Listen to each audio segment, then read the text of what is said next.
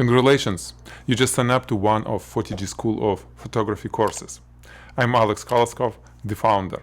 Make sure to complete every objective. Every lesson has to be watched in order to mark completed. Once you complete all the lessons, if the course has assignments, please do the assignment. If course doesn't have assignment, make sure to complete all the lessons and you will unlock the certificate, which you can download and hang on your wall as a happy photographer who now know the technique, know the magic of product photography. If you have any question, there is a form, contact form on the course page, and you can ask instructor directly. Or you can always access a discussion board and discuss anything, any question that you think will be useful, answer on which will be useful for other photographer who's taking the course. Is better to be asked on the forum because we'd like to make every answer, every question and every answer to work for all of our students, instead of only you. Okay, so if you don't mind, please post there and we'll be happy to answer any questions that you may have. Okay, you all set? Please go to the course and start learning. See you in the course. Goodbye.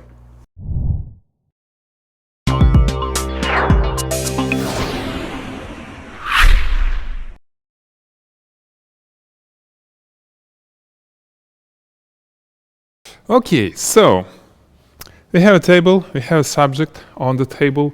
I already connected subject, our coffee maker, to power outlet. Okay, the cord is behind it because I needed to show it in action. Okay, and I positioned it about 45 degrees from the camera. Camera is here.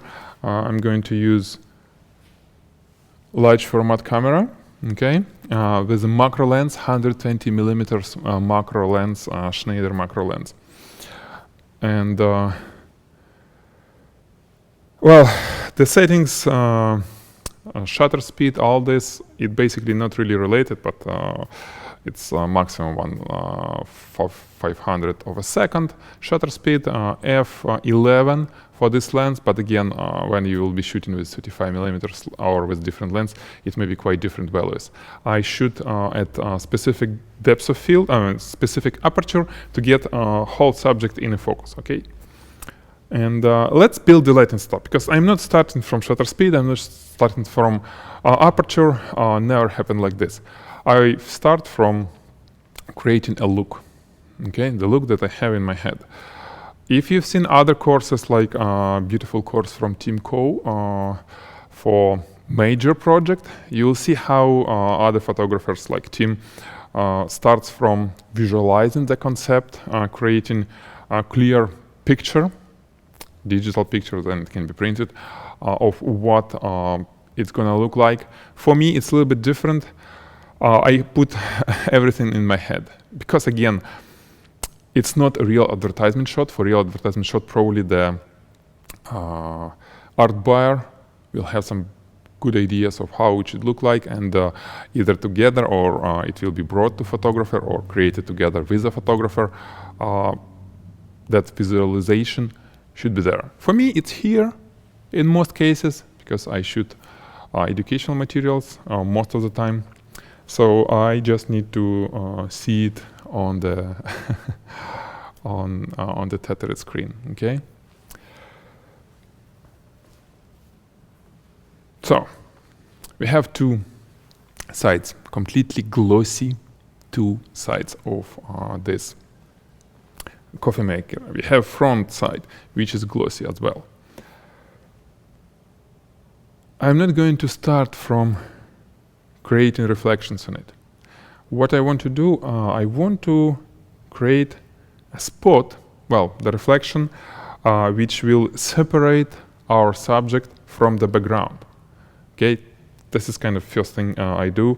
I kind of making, like clipping it out from the background, because now if I shoot, it will be completely dark. Okay, and to do this, we can do following thing. Okay, so you see top and you see front, right? And at given angle, okay, at given angle, and reflective glossy surface of our shooting, basically on the table, right? You can guess, it's easy to guess, that according to law of reflection, it will come from this area, whatever is here. Maybe not this paper, but it can be a wall behind it, it doesn't matter. But the idea that reflection from the camera, reflection from the table will go from this area, okay? So this is why I have here, I have there, let me show you, you probably don't see it. So just believe me, what I have there is exactly this same light. The light with reflector, this is broncolor pulsar head, and I have a reflector there with a honeycomb grid, okay? This is the simplest way to create a spot, nice gradient, circular gradient spot, okay, on any surface. And there are other ways. For example, usually I prefer to use something like Fresnel lens. Okay, this is optical attachment with a Fresnel lens. For the same head, it can be used. However, there are plus and minus drawbacks, and the good thing about this, the good thing that it has really nice transition, really smooth gradient from bright middle to dark outer space from this spot. This is plus, but minus is that it requires much more energy to transmit same brightness to whatever we project in this spot, meaning that it reduces the amount of light which head will fire by I don't know how many stops, but it's a lot. Comparing to 70-degree reflector, standard reflector for broncolor with a honeycomb grid. Honeycomb grid with reflector produce much more light on the same power settings. The output from that will be more than from this. And because I already did the shot, I know that even 32, well, around 3000 watt-second may not be enough for that light, for given aperture, f11, ISO 50 and stuff like this. So I'm using the spot with honeycomb grid instead. So let's turn light. Okay, let's turn light. Put on it, let me tell you how much. 800 watt-second, and you see the spot, right? You see the spot. And let me switch to our tethering window, so you'll see everything, okay? Already. And let's do a first shot.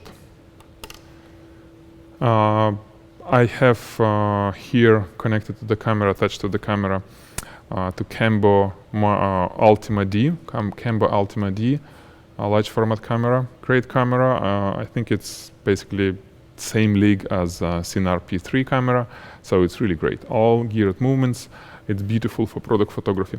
And I have Hasselblad H39 digital back, 39 megapixel digital back, and using focus software to tether it on the computer. And that's what you see, what we are getting. Okay. You see one light, right? One light, and already we're getting some reflection. We have reflection on the bottom of our table, right? You see how it looks like. Let me bump up power 2 times to 1600 watt-second. So you'll see a little bit more, a little bit better. Okay. So now we see that this is the contour, contour. I'm not sure about the word in English, but there is a contour, right, at the bottom. That spot which we get in reflection on the glossy plexiglass, right?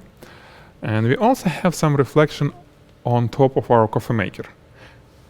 Same idea, same angle, and reflection from that source. So awesome, it's a good start. And by the way, that's reflection from the glossy parts, right? Same reflection from the spot, because it's the surface in parallel with the shooting table. So same spot get reflected. That's awesome. Now, let's move to next step.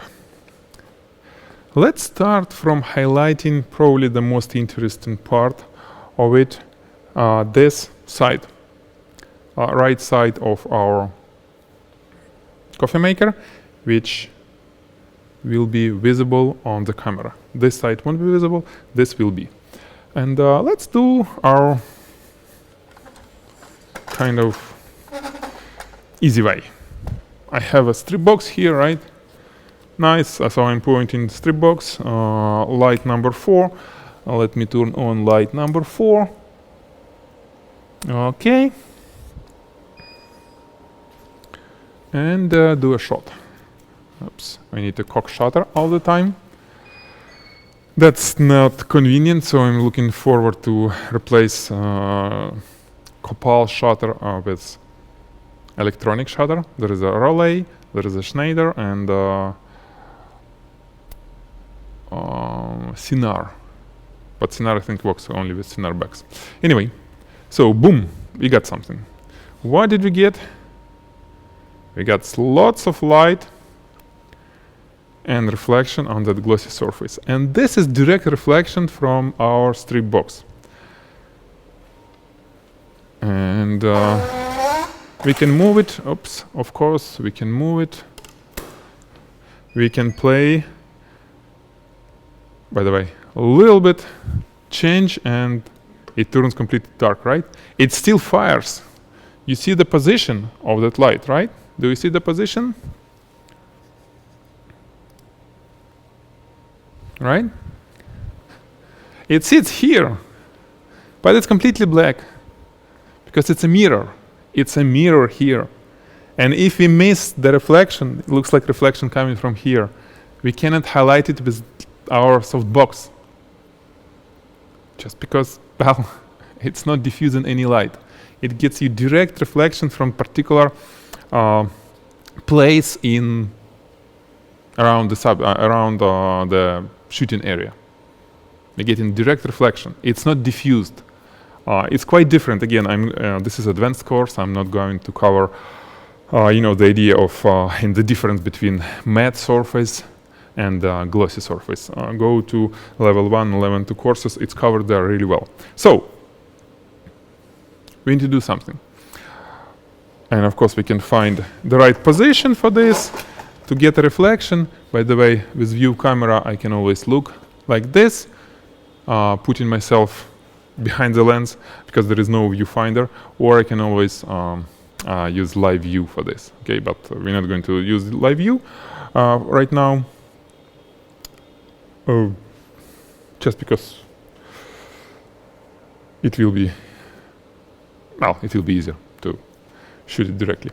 I'll do more shots for you. Okay, so we get in reflection, but it doesn't look nice, and it just white surface, right? You see? No, you don't see. Let me make sure that you see it. Okay, so the last shot, we get in completely white surface. If we will check, it will be probably blown out.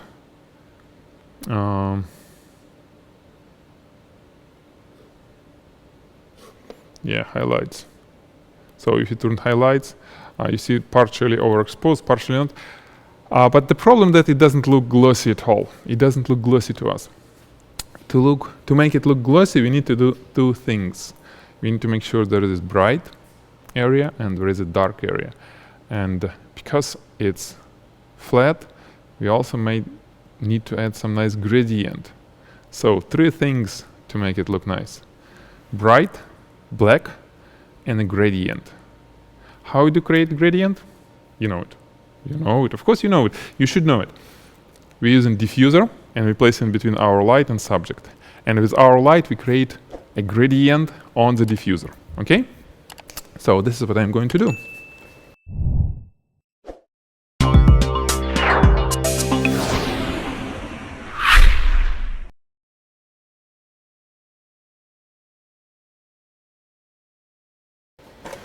This is what I'm going to do.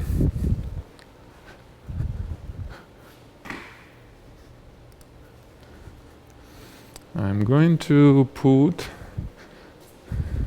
this diffusion panel. Okay. Diffusion panel somewhere here, or maybe here.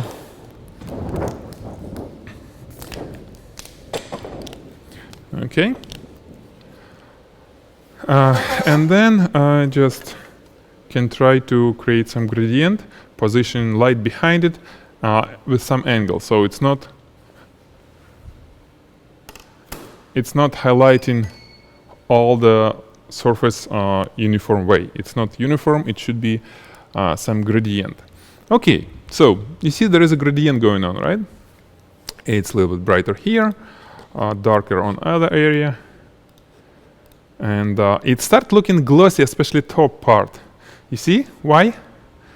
We got really bright reflection and dark reflection.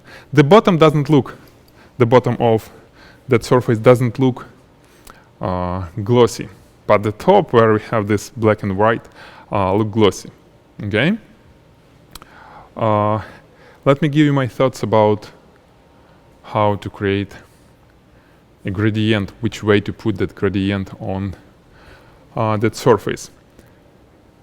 Because of the angle, because of the position, I think it will be nice to have gradient, the vertical gradient. So either dark top and then go to brighter bottom, or opposite. So it's vertical, not horizontal. Okay, just because we have this nice curve on our coffee maker. So this is why I'm going to rotate it this way. And let's put it like this, okay? Let's put it like this, and we created a gradient. You see it, right? Gradient over here, brighter area and darker. And let's do a shot to see how it will look like. Okay, so we got a gradient. And, you know, for you it may look like, oh, whoa, it's so easy. It's like you rotate it and boom, you got it. When I did it first time, it took me much more time to find out all these angles and to have it on the right place. Because you see, I already have my diffusion panel kind of positioned particular way. In the way that this line, that curve, that divider between black and bright, is in parallel. Basically, this angle is in parallel, even though it's opposite because it's mirror, to this angle. If I would use, let's say, it like this, more convenient way, like we used to use, you know, I mean, we tend to use our diffuser just to have it nicely in parallel with the floor, right? So kind of straight, just diffuser there. Let me show you what will happen.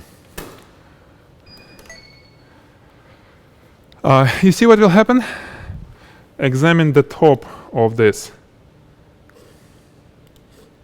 coffee maker.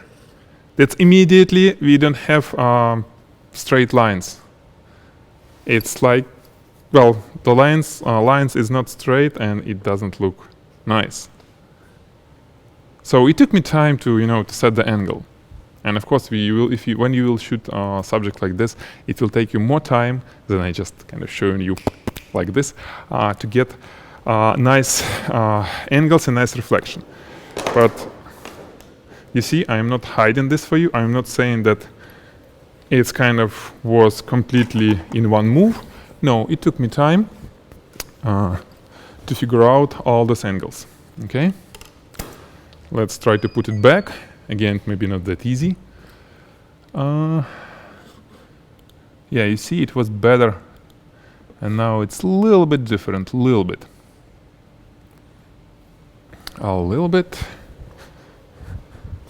So maybe we need to move it a little bit more like this. Let's see.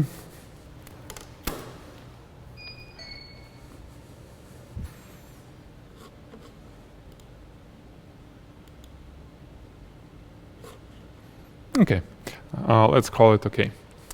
So we have a gradient, and here it's funny part with gradient, or not funny, things which you put your attention to. What I'm talking about is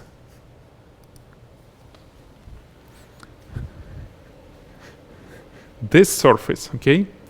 This surface reflects completely different things than this surface. Do you understand why? Why it's happening this way? Let me do a little bit magnification for you, so you'll see what I'm talking about. Okay, this is a curve, right? And camera is there. So this curve at some point reflects this area. Ooh, awesome. Yeah, we get a nice gradient. You've seen it. However, this area, this flat surface, it can't reflect this. Just think about the angle. Reflection angle will lead you, again, with a flashlight. With flashlight, it's easy to see it, that reflection is coming from this area, from the table. Boom, boom. And this is why that gradient that we've seen on this side, it's much dimmer, it's not as bright as top one, because reflection here is coming from this, so it's double reflection. It's kind of, with one light source we get in two completely different, we highlight in two different surfaces in terms of their positioning. The position of these surfaces is different, okay?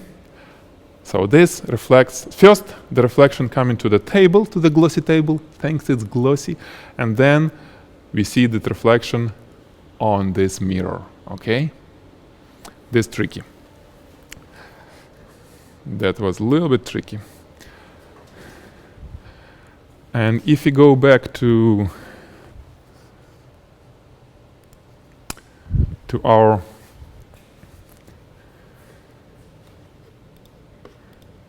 picture, we see another thing which is not good. You see this white reflection on the bottom under the coffee maker? This is not good. It shouldn't be there. So this is where tricks start happening. If I look there, like, hey, yes, I see that camera sees direct reflection. Oh, okay, I see where it's coming from. This surface reflects this. I see it, okay? I completely see that it comes from this area. So it's nice. However, this reflection under the coffee maker, it comes from here, okay? Again, let me get my flashlight and I show you, or show myself, how it works. I position my head behind the lens, okay? It's an opposite to turning on live view, just faster. And then I use the flashlight. And then, hey, booms, I found the area. Actually, this is the area. Yeah, this is the area what reflects under the shooting table. So what do? We either lower it, okay, and try to see what will happen.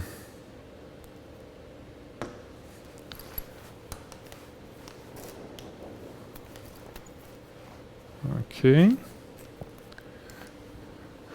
Will it help? It may, but again, we need to check it shooting, or maybe we'll turn a live view. Okay, so there is some difference going on here, a little bit. We lowered something. However, there is no way to lower it too much because we're gonna kill reflection on our metal, on our subject. And what to do? Maybe we can move it. Maybe we can move it somewhere else, just away from a table. Because you remember, right? It's three-dimensional space we are living in, and there are always 3 dimensions of possible movements: up and down, left and right, and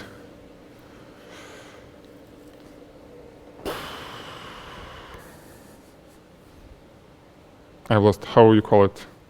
Oh, and back and forth. Okay, and back and forth, right? So let's see what we'll get now. Okay, so it kind of worked, right? It worked. We have just a little bit over here, right? This is before, this is after. Of course, we get crooked lines here, but we can work it out. So it's good. We are on the right track. Just need few more adjustments to make sure that it's not visible there. Okay. Yeah, it's gone. Now we need to fix the top. So nice gradient here. The top is looking a little bit not nice.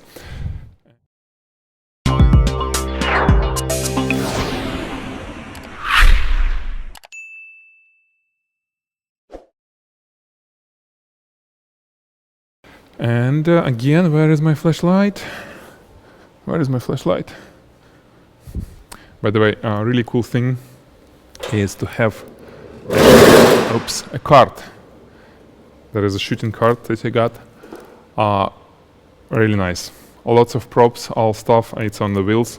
It's easy to have stuff, next to your shooting table. So let me see.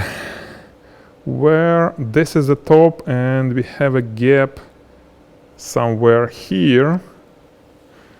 Somewhere here is where we see that gap. So let me try to reposition it a little bit.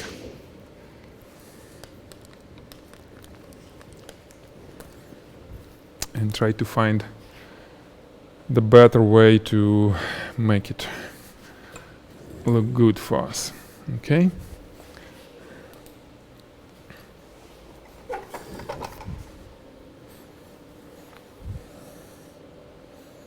Okay, let's do a shot.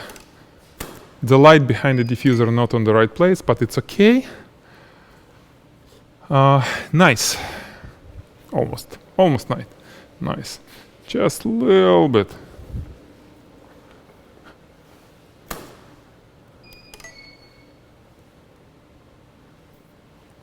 Okay.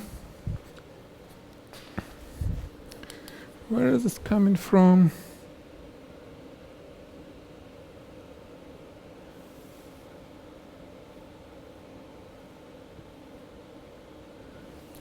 Okay, so I lowered it.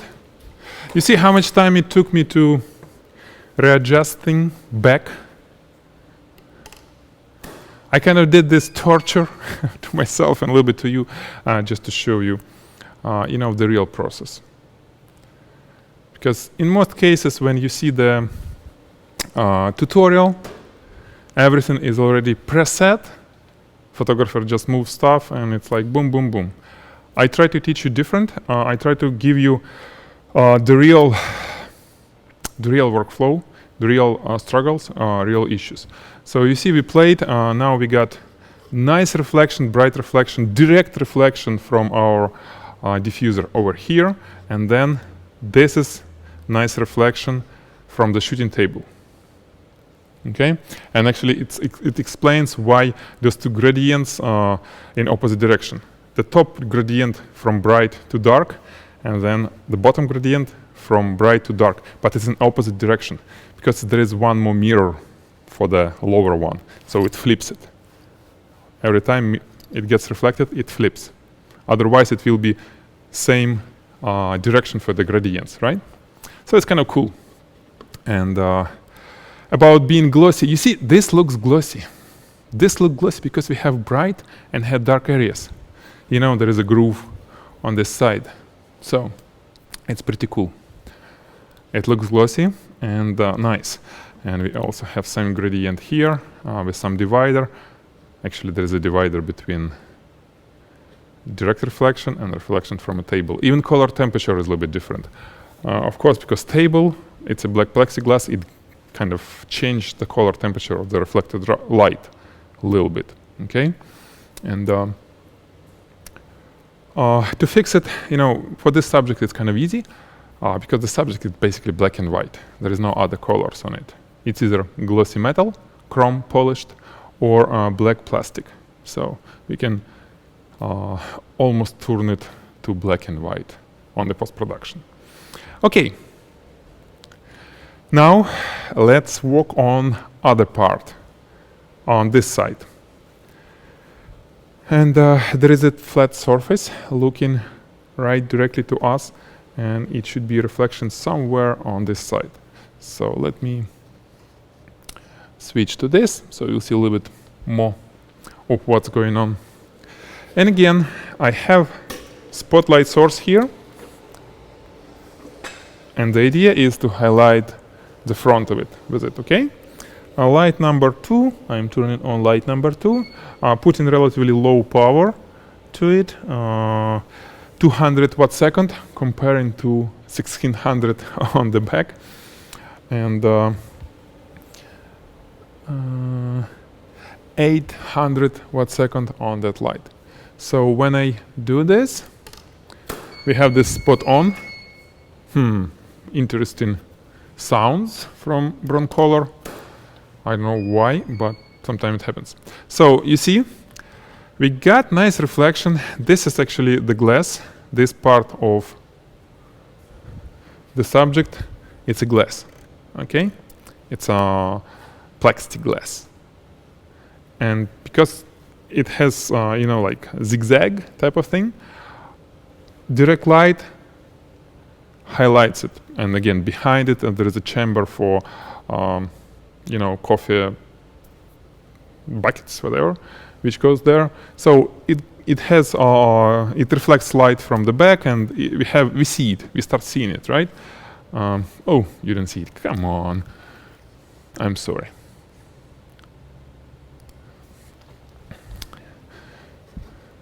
So it was like this, and then we added one more light. It gets here, right? I was talking about this area, which has lights, refracted, reflected, direct light.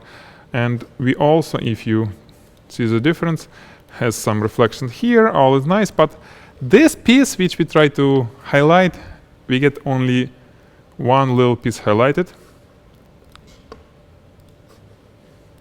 This corner. And again, it's chrome. There is no way we can get large reflection from the spotlight. So, same thing. We want to put a diffuser between this light and our subject, right? So let me do the diffuser. Let me add the diffuser.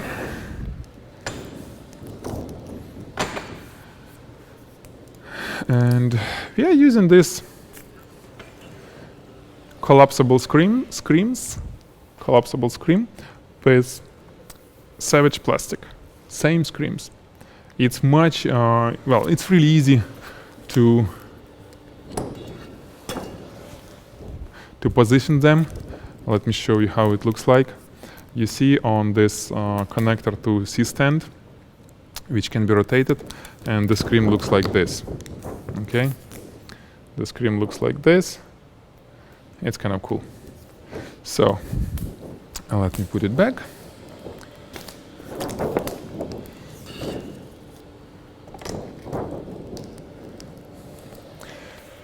And again, I want to see, to make sure that it's on the right place to get reflection from it.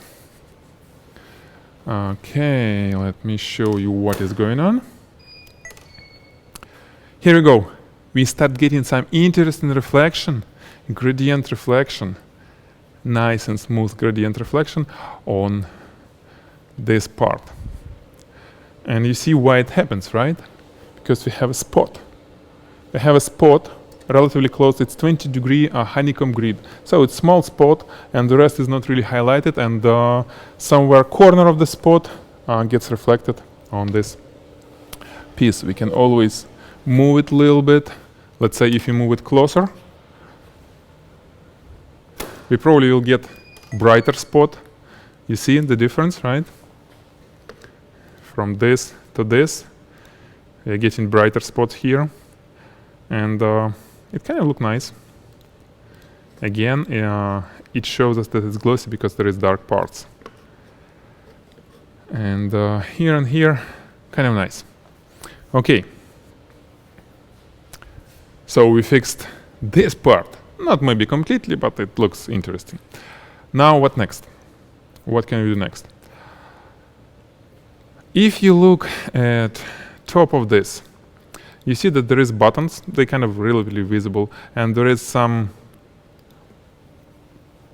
like some openings on top, probably for steam and the heat to be released. And it doesn't really look well. It's just a little bit looking. I want to, because we showcasing the product, right? We showcasing product, and I want to make sure that it's quite visible and kind of put some little bit attention to it. And this is black plastic. It's not glossy, it's not matte, it's kind of semi-matte. But still, how do we highlight non-glossy stuff? Spotlight, right? Spotlight. Where reflection from top of our coffee maker will be coming from? From somewhere upper portion of our shooting area, right? So I have another light for this. I have another light, this one. Alrighty, this is a spot, pulsar spot. I'm going to turn it on. Light number 3, let me turn it on. And I need to make sure that it highlights the top of our subject, okay? And let's do a shot and see what will happen. Okay, so from this we went to this. I was talking about those openings, that grooves. You see, it wasn't really visible. Now it's much better visible. Plus the buttons looks much better, right? And now we even see more of this area because the light hits directly. We don't see much of reflection from it on the glossy parts. If you will look, you will see that there is some highlights over here comparing to shot without it. Maybe only this spot doesn't look really nice, but it's not a problem. Again, in Photoshop, couple clicks. Otherwise, other stuff looks nice, okay? So it gets better and better. Now we almost got nice shot of our coffee maker, but the final shot should be coffee maker with coffee, okay?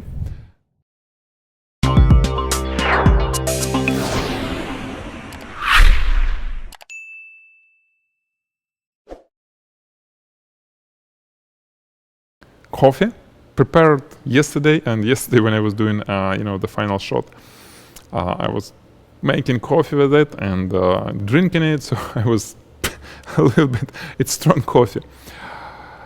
And why, you see glass cup, and why I need coffee in it? Because the cap with black coffee will be reflecting light much different than the empty cap or with clear water.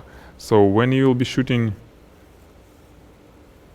glossy caps with liquid, make sure that you put liquid in it. And well, when you put a real liquid, real color, in this case it's dark, almost black, you will get different reflection from the different to what you would get from empty one. So this is important. And let's see how it will look like. It's nasty. It doesn't really look nice, the foam on top, but it's okay. I mean the cream on top, because we just setting up. Once we're done, we'll turn it on and it will make nice coffee for us, which we're gonna capture. So you see, because of that light, of light number 3, the spotlight, it highlights top of our coffee maker, plus it highlights top of the cream, the coffee, right? Which looks really nice.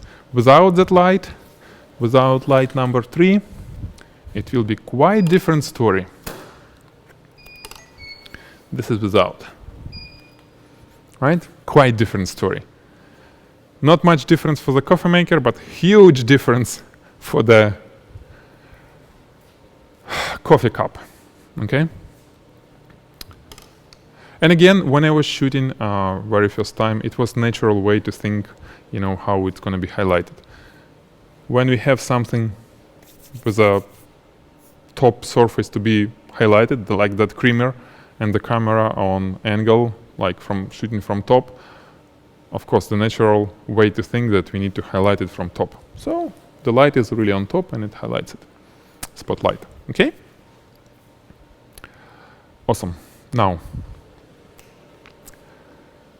that glass added another challenge for us.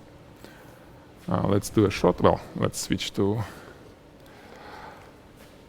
We don't see any reflection on the cup, on the glass cup, and it doesn't look nice. Well, we have some spot probably refracting through it. That spot which highlights top goes through the bottom and highlights it, right? But other than this, it's like a black hole. It's flat. We don't see that its cup is rounded. And you remember, we photographers, we work with 2D media because all is, well, so far it's 2D, our computer screens or prints.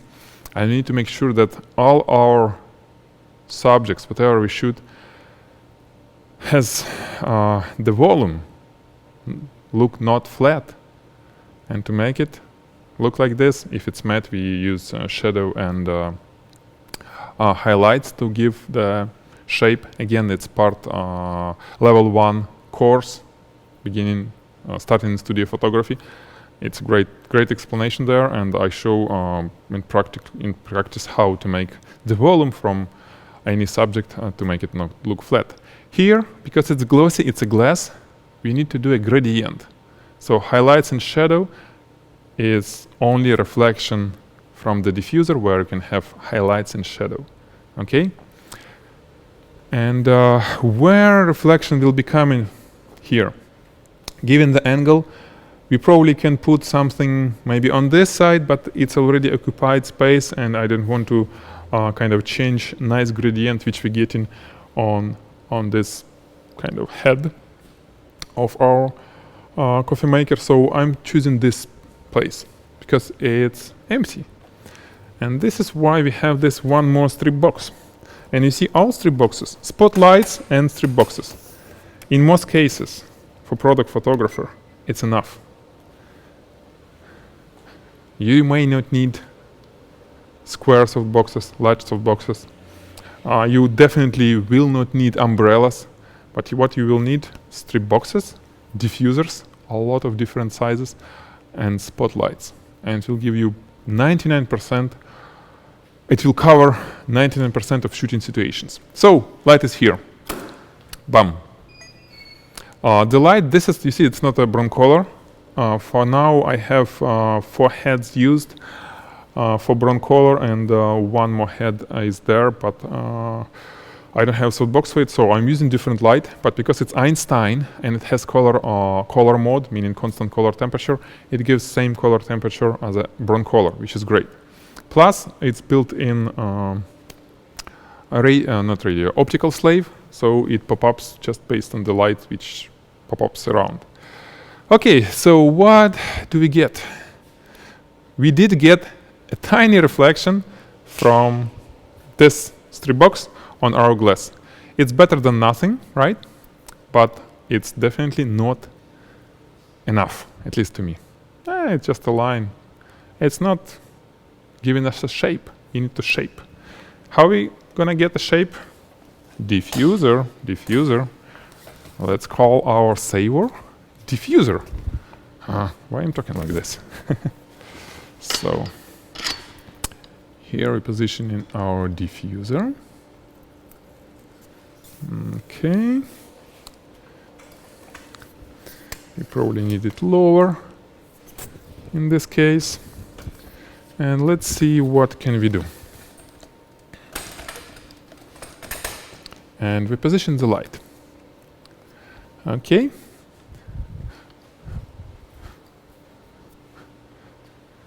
You see how it created a gradient here, right? There's a gradient because I'm positioning light on the angle, right? There is gradient going on. Cock a shutter. Do a boom. Okay, so we have something, but it's very tiny. It's almost invisible. It's almost invisible, meaning that it's not enough power.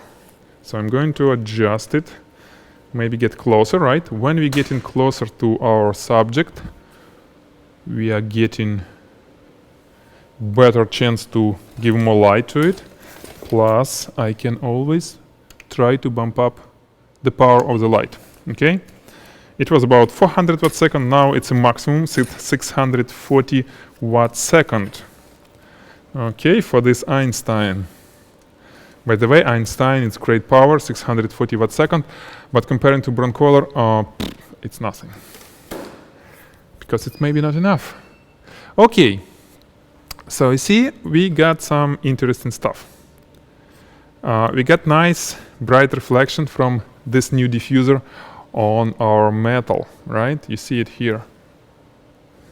And you also got nice gradient over here. It's not really visible, but it's okay. It's already okay. So from here to here. We also got nice reflection here, which is not bad at all. And we also got from this to this. Again, from this to this.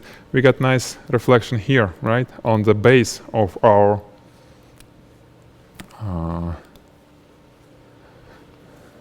coffee maker. The base got the reflection. So it's nice now. It's much better than it used to be. We're getting closer to the final shot. Okay, we're getting closer to the final shot. Let me see if, well, what can we do to bump up power of this light? I cannot increase power output from the strobe. The diffuser is what I have, right? It probably eats one f-stop. What else? There is a trick, little trick for you. Softbox has front diffuser, right? And on most softboxes it's detachable. So it's probably eats one more f-stop. If I peel it away and will leave only internal diffuser, it will be still strip box. And because we use diffuser, it's okay, right? It's okay to have the strip box without the diffuser, because it's still diffuser in front of it. And you see, let me check. Yes, we got brighter reflection. We got brighter reflection. We got another some reflection which I don't like. What is this? Let me check. You know, I'm talking about this little strange angle. I don't know why it's not straight. So I want to check to see.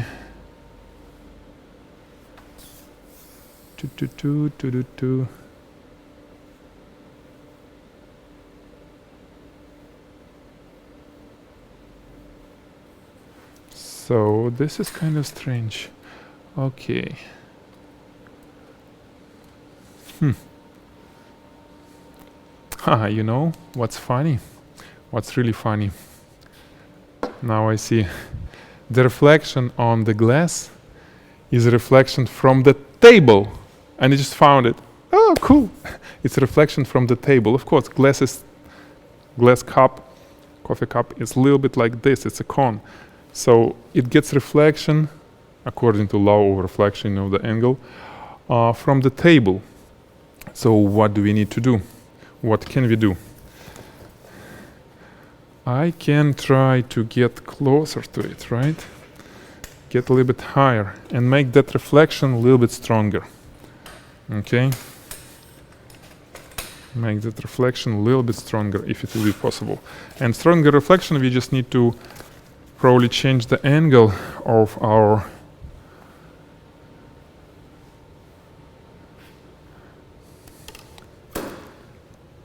when we get a reflection on the flat surface. Angle like this will produce less brightness than angle like this, right? More light will be reflected on sharper angle. On that angle, it will be less light. So, yes, we got it. And we got still a little bit of kind of strange thing which I'm not going to fight, okay? That's another thing. I just look at the time, and it was an idea to show you the whole behind the scene in 1 hour.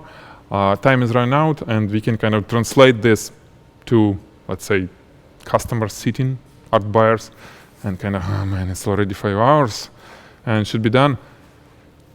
You can fight for this little strange curve, or you can fix it in Photoshop.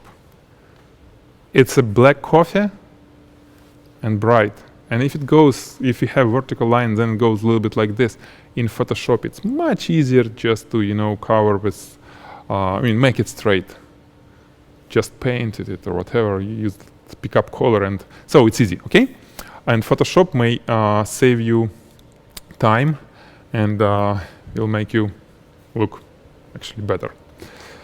What else? Before we start pouring the coffee, the last piece, it's a coffee coming from it. Idea. It was actually before we start shooting. The idea was to have that spot which is behind, on the bottom, the reflection from that spot on the bottom under the subject. A coffee color spot. And how we do this? Gel. So let me put gel on the light which I have behind, okay? I'm gonna put gel on it.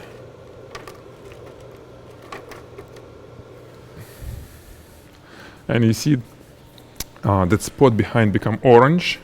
And I may think that we may need a little bit more power, okay? A little bit more power, because gel usually eats some power. And here we go. We got that spot. It's nice color of coffee. And it also, we got reflection on top. It may be good, maybe not. Right? That reflection on top of our coffee maker is kind of orange. If it's not good, we're gonna use this one, the previous shot, right? If it's good, we can use this one. So no worry, we can always do a composite. Now I'm kind of thinking about the bottom. Okay, we got the shot. Now we need to turn it on. Okay. We need to put a new coffee. Let me check if there is a coffee there. Yeah, there is a coffee cup. Let me bring new one, and we'll pour a new coffee.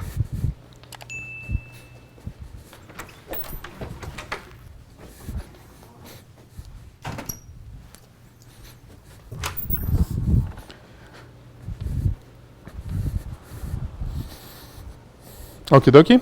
This is how an espresso coffee looks like. We put it really carefully without trying to change anything. And of course we need to clean this. And we'll make a nice new coffee, okay?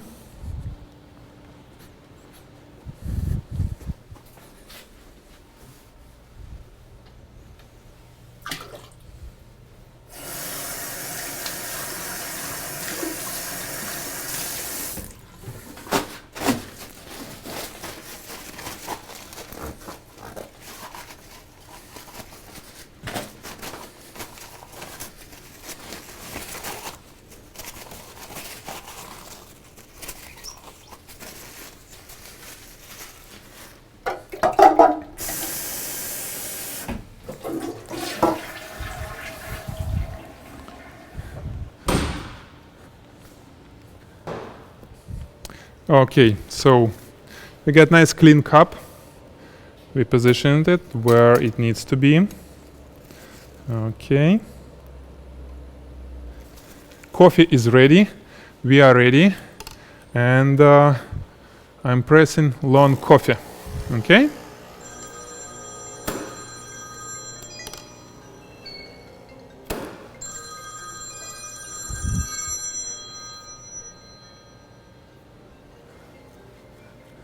This Alex?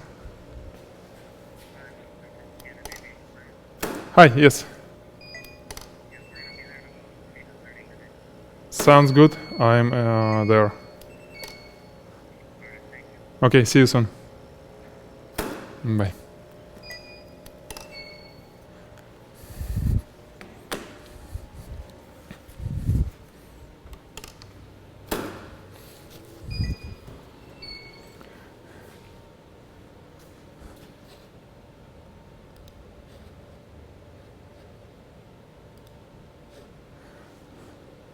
Okay. So we got some coffee, right? We got some coffee, and I was shooting during the pouring it. There is a steam coming out of coffee, and this steam makes our chrome, which is on top, to be wet, sweating, and it's not good. So now we are ready for final shot. We have a coffee, now we need to start pouring another coffee. I'll be making short coffee cup, but before we need to make sure it looks good and it's ready for the final shot, okay? I'm blowing all dust, all possible dust. You see, this is what I do. Then I'm pouring water, okay? I'm pouring additional water behind to the tank because it doesn't look nice, okay? So I need to make sure that it's maximum water there, because if you were watching carefully, you've seen here that it was some sweating part on the tank, which is not good. So we put it, it looks all nice. We don't have any steam, which is actually a little bit over there. Maybe we need to clean it manually. A little bit on this side. Well, it was not the best idea to touch it actually, so compressed air may help it better. Now, it all looks good. Short coffee. Okay.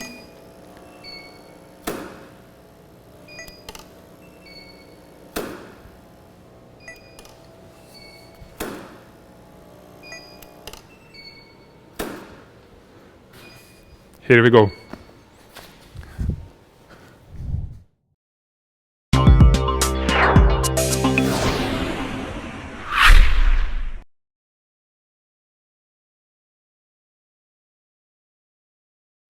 Okay, let me show you how we did the splash. And the very first thing was to make this cup, glass cup, to be connected to this rod. So I can kind of move it and create a splash. I'm not sure if I really need to show it, but just in case. Hot gun glue. This is the sort of industrial grade glue, okay? Not the regular one. They call it professional strength. I don't know what that means, but I think it's bonds better. And I'm just placing it a little bit over here, putting it our rod. The rod is from, it's a metal, and it's from one of the arms. I think it's made to grip arm or something similar, okay? And the whole task is here not to move it when it's still not completely set, the glue. Again, make sure to use alcohol or some kind of rubbing alcohol or spirit to clean your area before you glue it, because it will, well, it's a glass, so you know what might happen. Okay. So we're done. Now going to set lighting. It will be short flash duration, somewhere around 1/4000 of a second, and you'll see what I'll be doing. It's very fast and easy shot that, well, necessary for our course. Okay.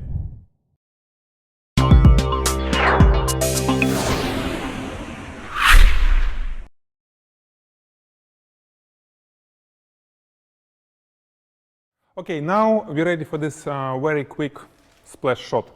2 lights, okay, 2 strip boxes.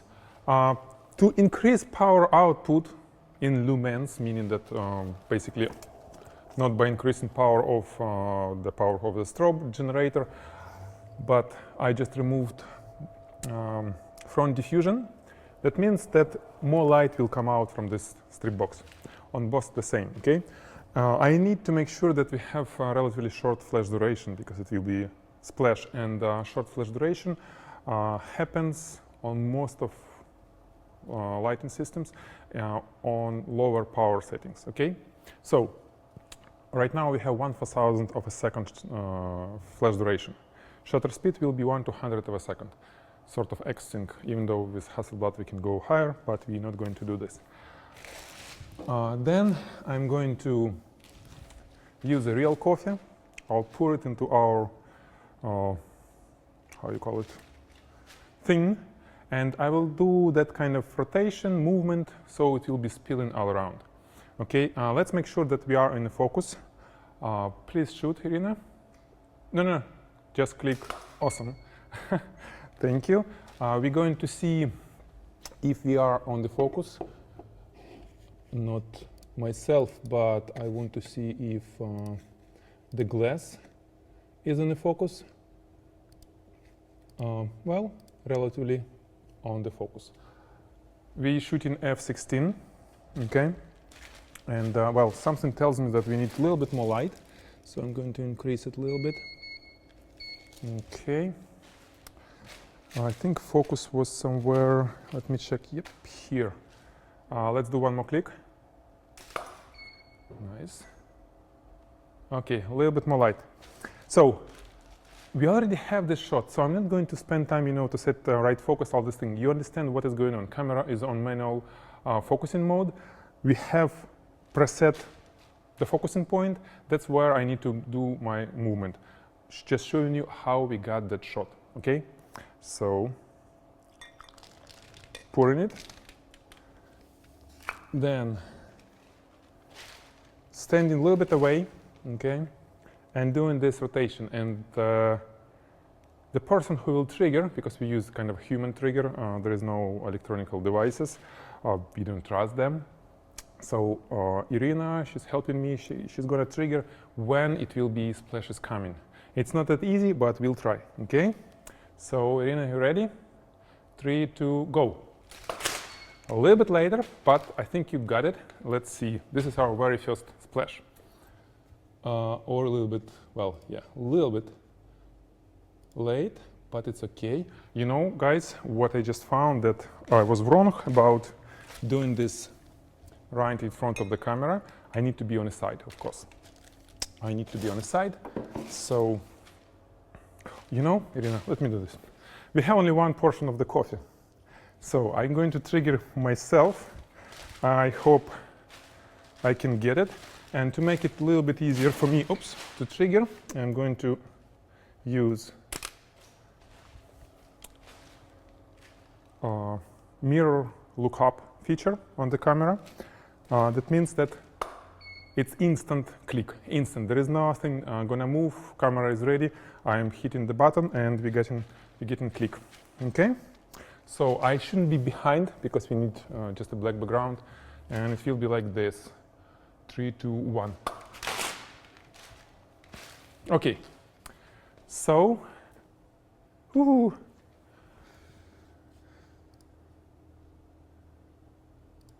This is what we got, the shot that you've seen on the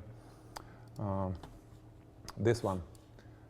Okay, you see this, of course, a little bit different idea, I mean different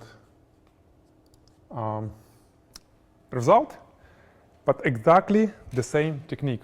Okay, this is exactly what I was doing. I just don't want to spend your time to do it again and again, because this is not about splash. This course is about coffee maker, but you got how we did it. Already?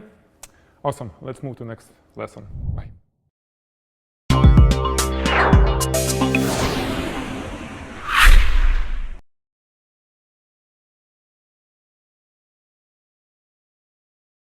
Okay, so we're done. You've seen the whole thing, right? From the very beginning. I showed you those little obstacles, or maybe not little. I show you the real workflow. I show you how to highlight Chrome parts, how to use the knowledge that you got from either your previous experience or courses from level 1 or level 2 on 40G, about shooting glossy and matte parts. How to finalize shot when everything is ready. You just clean it, make sure that it's the last part, you clean it, you add water or remove or whatever, do everything that it's ready for the shot, okay? And you do then the final shot. Now the very last piece that I want to cover would be this. We have coffee, we have everything.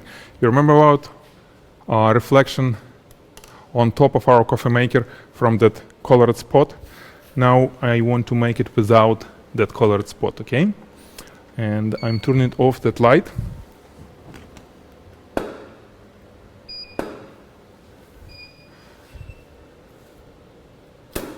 Okay, so one shot without. It's very useful for retoucher.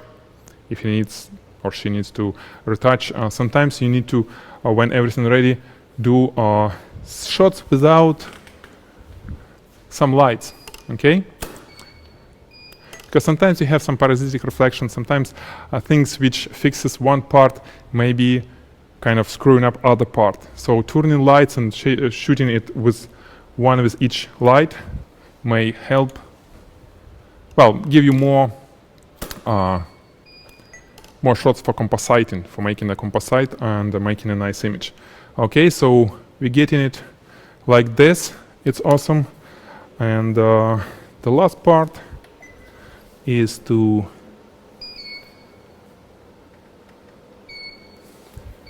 shoot it without a gel, okay? So I lowered power of that background light. I lowered it back to 1600 watt second. And this is our final shot, okay? Now let's go through this. This is another final shot, but with color. This is without color. Then with less lights. So we have clean picture of each part. Okay, this is it. So let me record the lighting setup as it was on the final shot. You see how small spots on, how small is spot on this side, right? This is to create nice gradient on this surface, okay? So the spot is little, and somewhere on the edge of that spot is where exactly we're getting reflection from on this flat surface. If you look from the camera, angle, you will probably see, let me try to kind of look at, well, there is a spot, you see that spot reflected, right? Then that light, you see how gradient look like, and this is where we're getting all nice gradient from on this area, right? The very top area gets reflection from diffuser, and this area gets reflection from the table. Then we have a spot on the background, and this is spotlight is highlighting top of our coffee maker. And the last light is over here, okay? And by the way, you can see a little bit of swing on 5 degree to get the whole thing in the focus, okay? Already. The last light is this one. And this Einstein on the color mode, it helps us to create a nice reflection on the coffee cup. Okay, on this glass coffee cup, this is where this reflection is coming from. Okay, this is the power of the packs. You see, it's close to maximum here on the 1200 and here on 3200 watt second pack.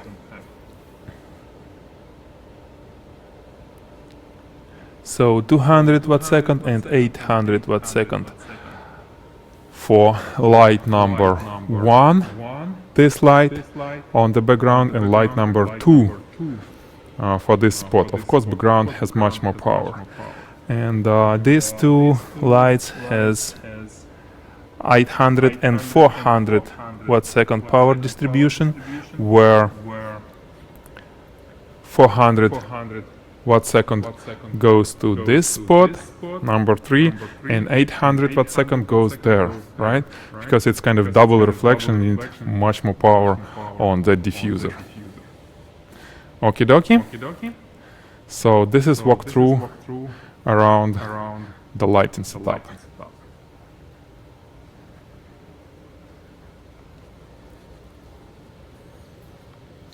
You see I have connected Nespresso coffee maker to the AC power outlet, so we can make coffee. And this is our light number 1, which creates a spot.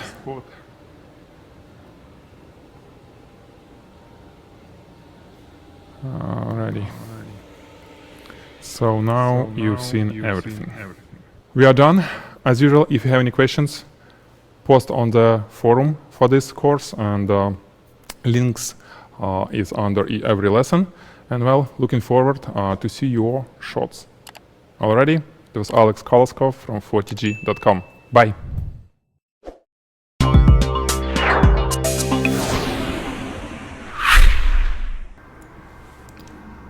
Hello, my name is Jenny Larionova, and in this video I would like to show you how I did this composite image from this to this.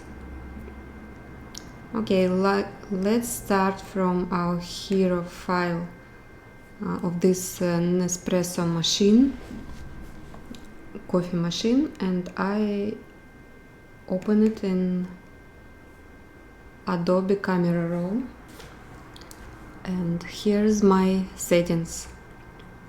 Little bit of exposure plus 0.25, reduce highlights a little bit, minus 24, and I add a little bit of clarity, plus 11, and some vibrance, plus 3. I think I did not change any of these settings, yeah. And that's it. Pretty simple adjustments in Adobe Camera Raw. Now open the image, and in next step I will clean the dust. I open 100% and see what I have. Some dust in the water and on the cup of coffee. Yeah. Okay, I duplicate layer, go to filter, noise, dust and scratches, and try to find right radius, small radius.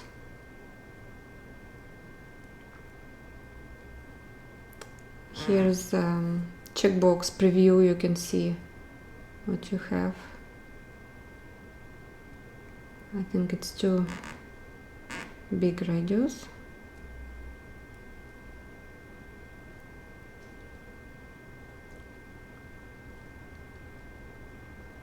Yeah, it's pretty good.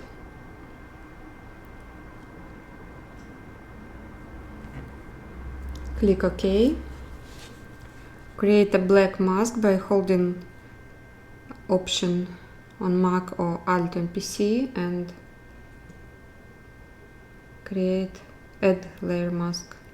So now we have black mask, and pick up small soft brush with white color on top and paint over the dust here.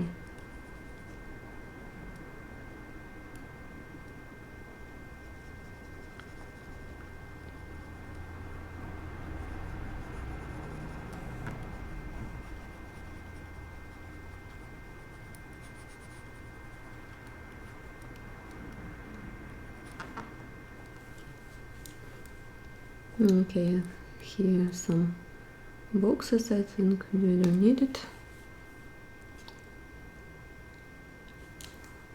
Let's try this one.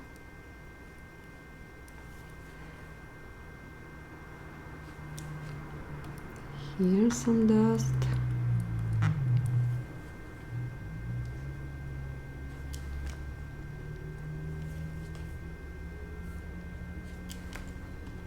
And this one.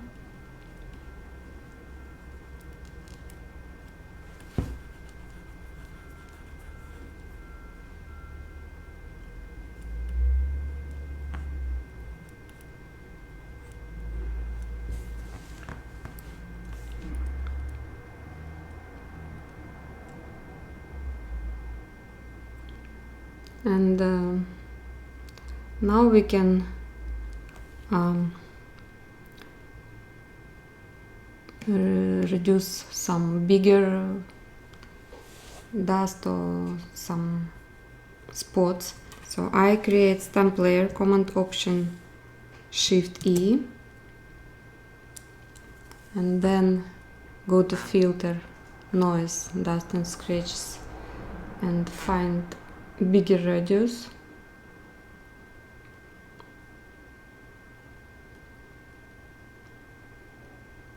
Now I try to find these bigger spots and find right amount to fix it.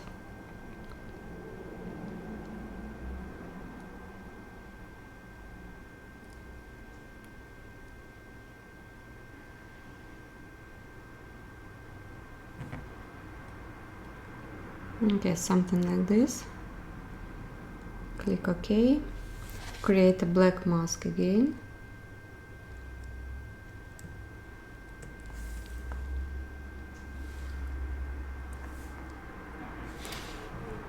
Make brush bigger and fix these bigger spots.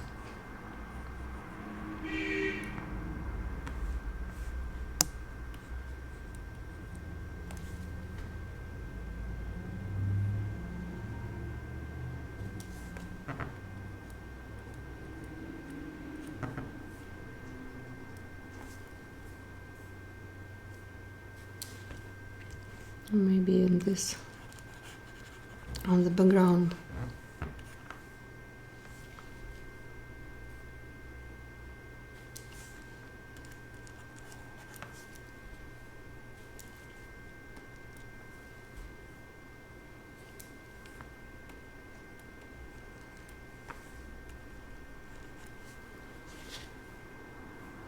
Okay, now it's pretty clean.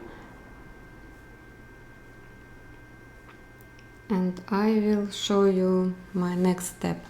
I already have this file done. So here's our dust. And then now I would like to add a splash like this.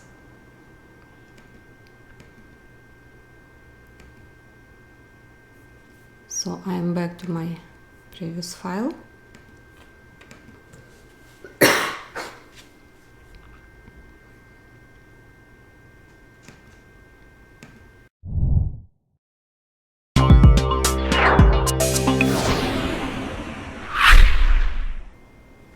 Okay, now I will choose splash from previous photo session with coffee.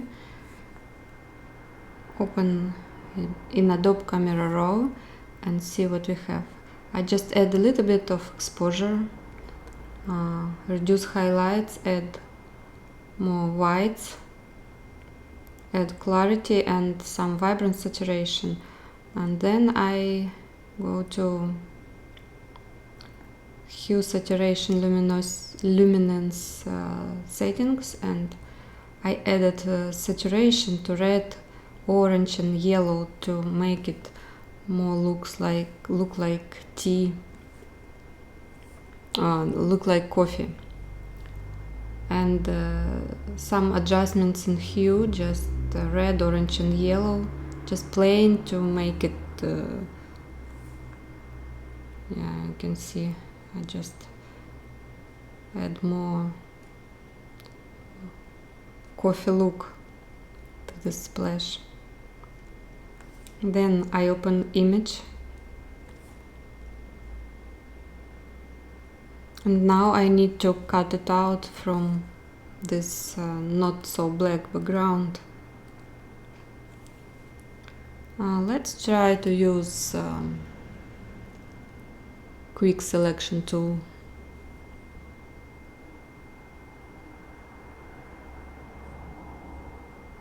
Make just quick selection and then we will make it more accurate.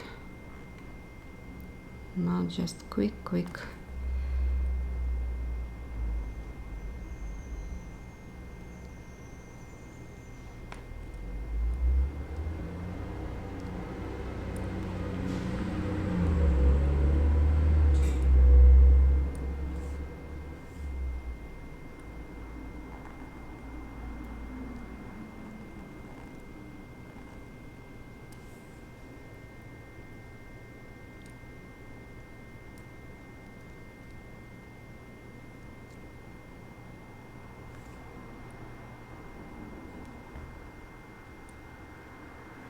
And now I will make it bigger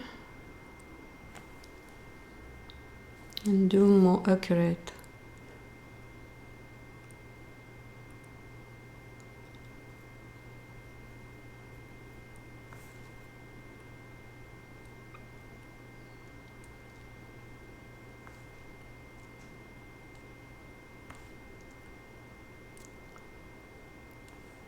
Here is not so good edges, so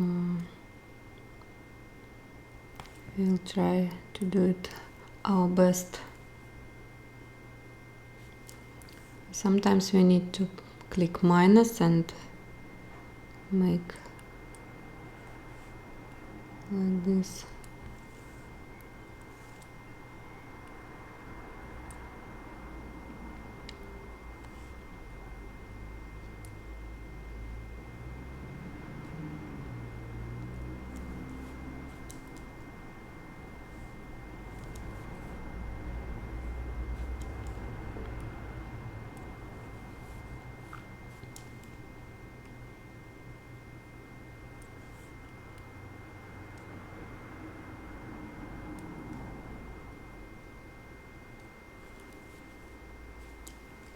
Maybe you need to make smaller radius.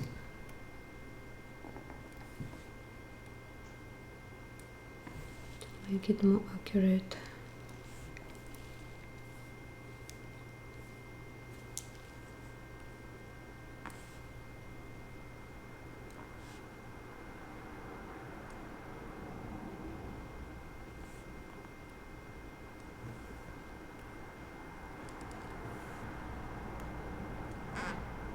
The edges is almost invisible,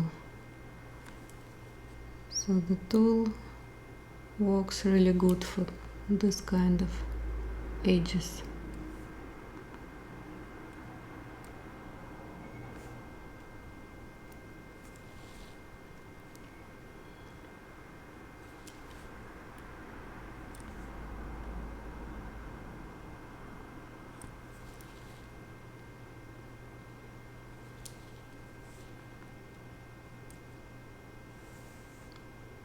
Now minus. And here.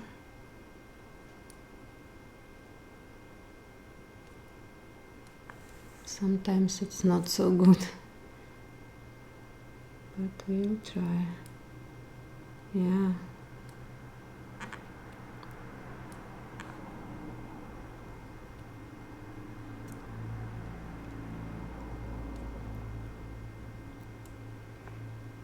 We need this small parts too.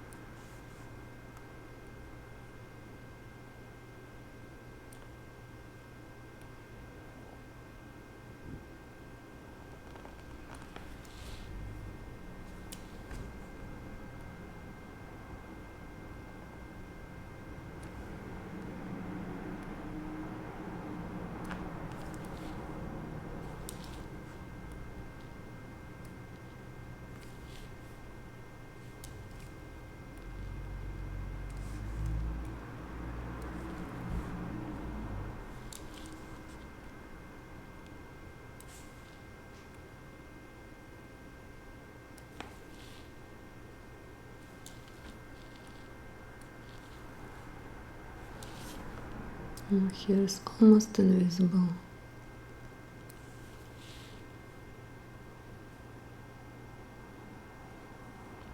Okay, now we selected our contour and let's try to select these inside parts.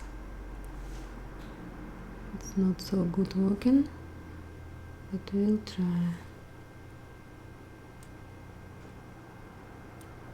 Yeah, perfect. Nice. And let's do something this. Yeah.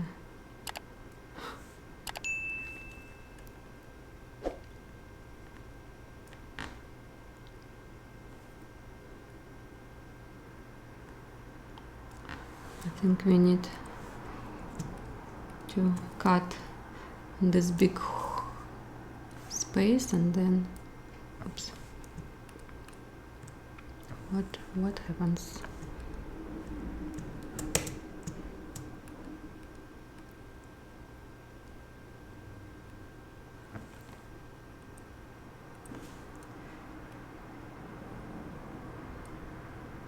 And then we'll add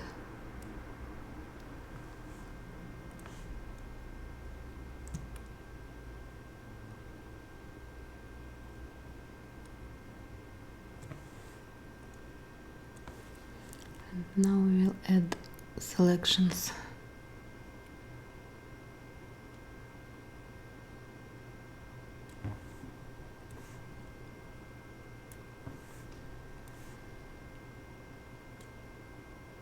It's hard, but it's possible.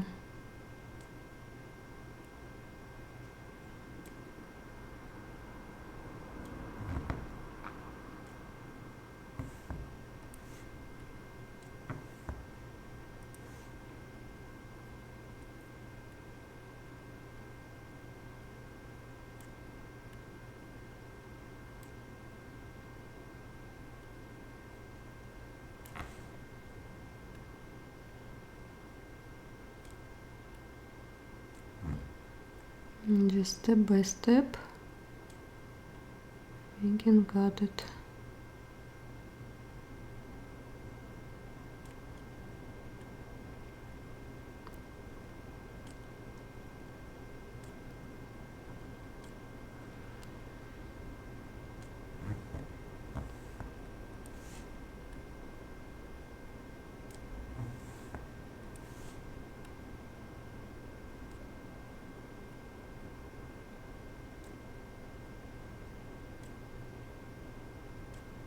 Oops.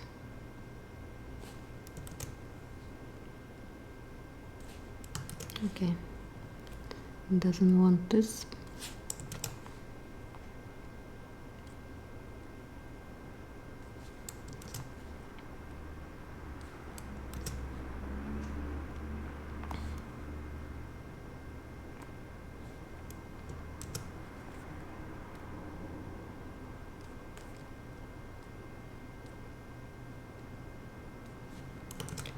Okay, let's try to reduce radius. Maybe it will be better.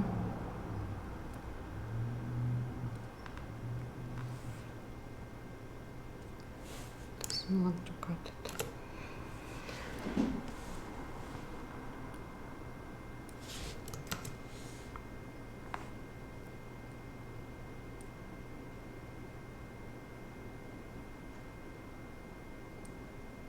Okay, we'll do it manually. It's fine.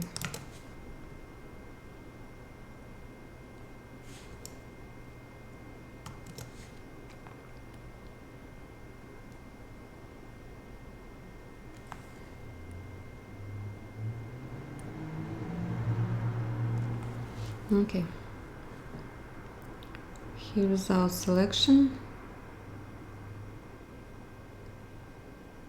I think it's pretty good.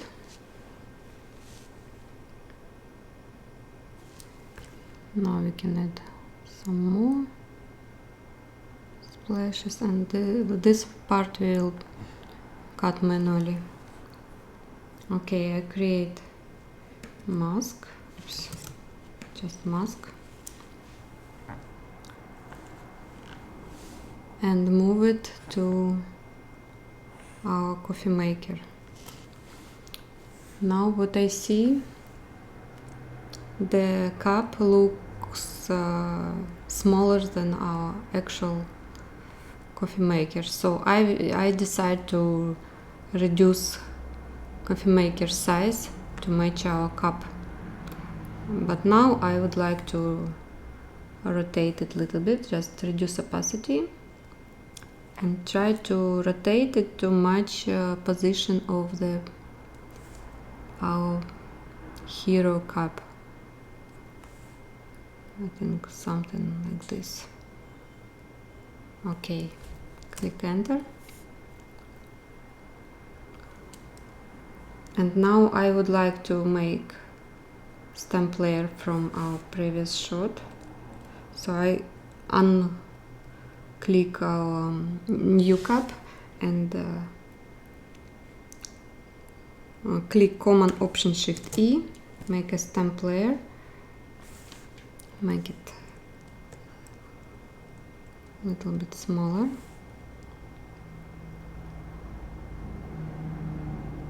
Click our cup, and now I will reduce size of our coffee maker by holding Shift. I try to match size of our cup.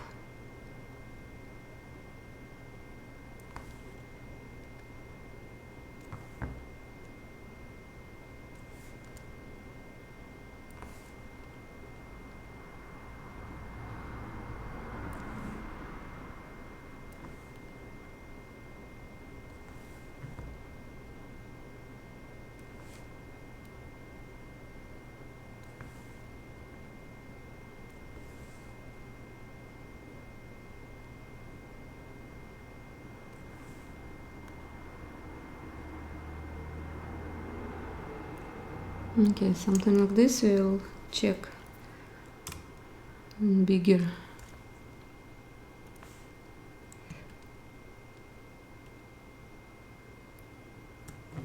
size what we have now.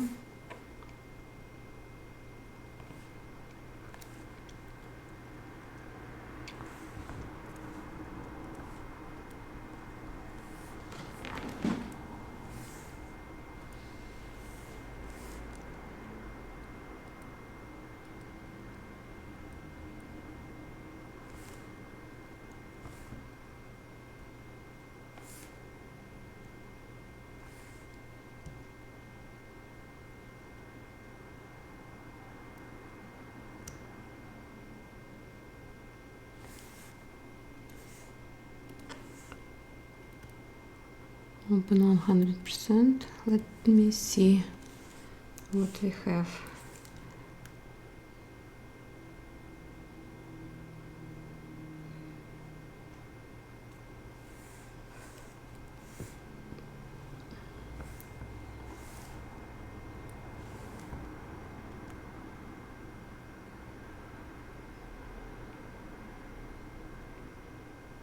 I think it's still bigger than we have, so we need to make it smaller again.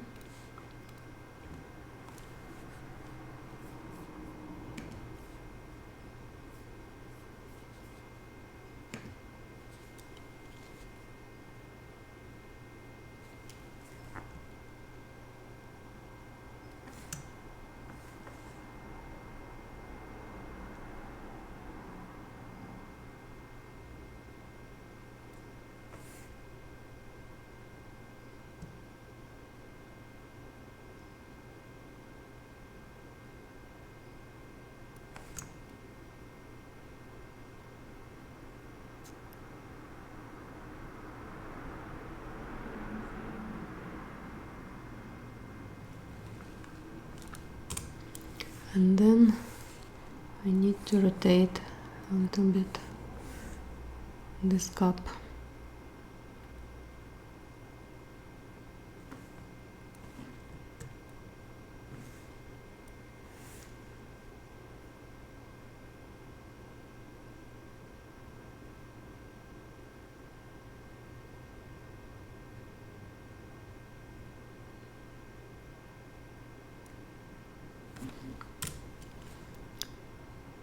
It's not exactly the same position,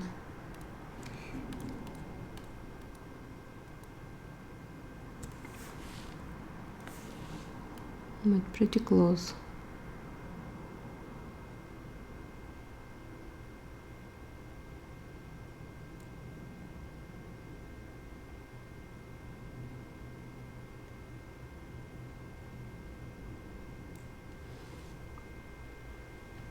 And we can change, make it smaller a little bit more.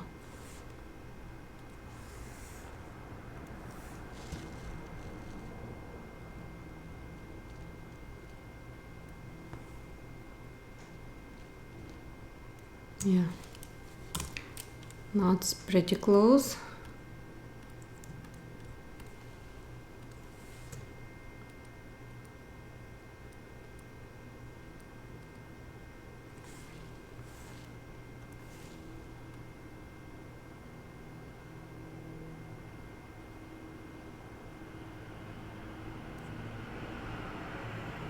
Now we can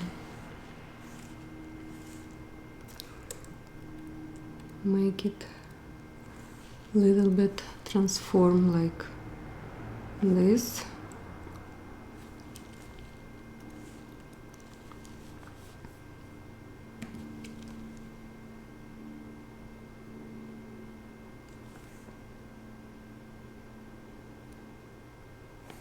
Just make it exactly the same proportions.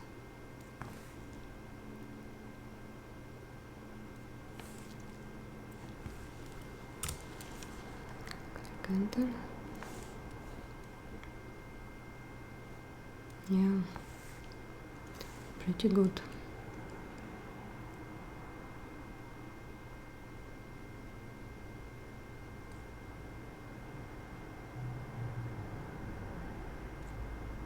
And now we make it 100% and see what we have.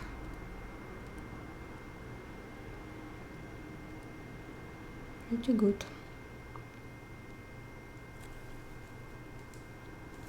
What we need now, we just remove this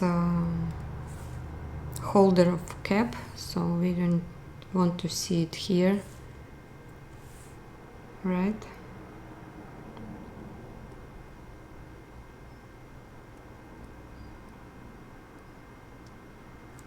So I create new empty layer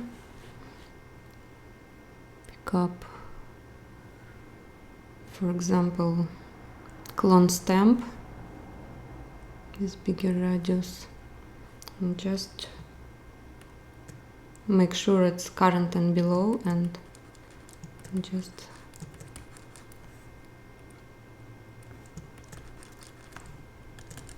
make it invisible.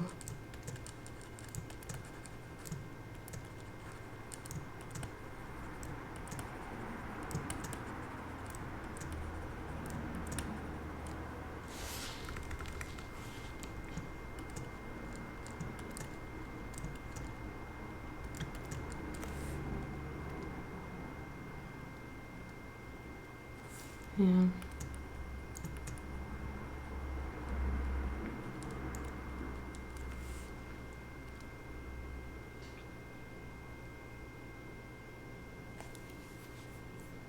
Now see what we have.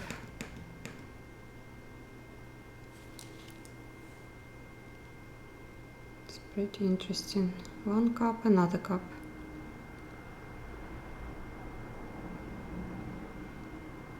And now we need to cut this splash manually. So we have mask here. Now I pick up a soft, not really soft, just 50% hardness, a small brush, even smaller, and just paint black over our splashes. Maybe a little softer. You don't have to be very accurate because it splashes.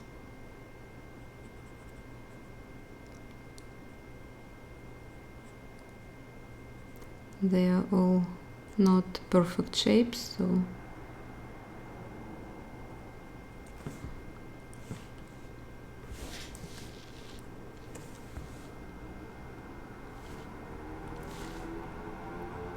just make it bigger and paint with mask.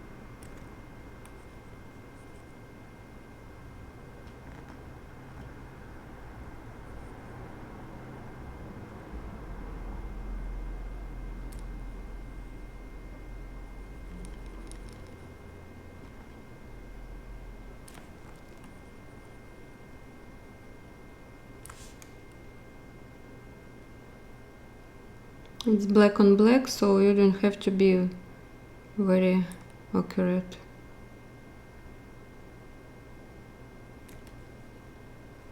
We'll adjust this black anyway, so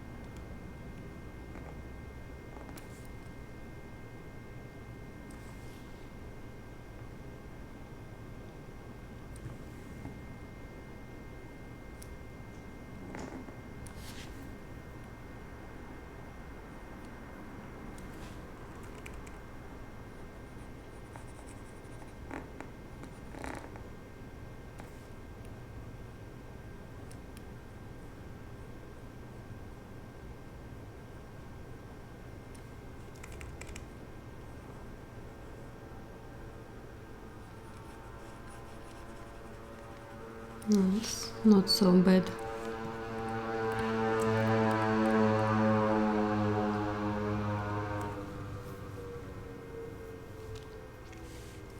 Okay, now I would like to change color of this greenish tint or something. So I create new adjustment layer, selective color, create clipping mask.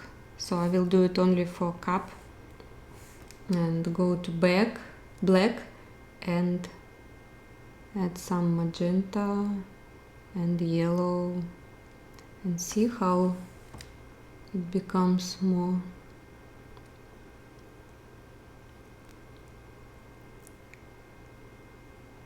coffee looking.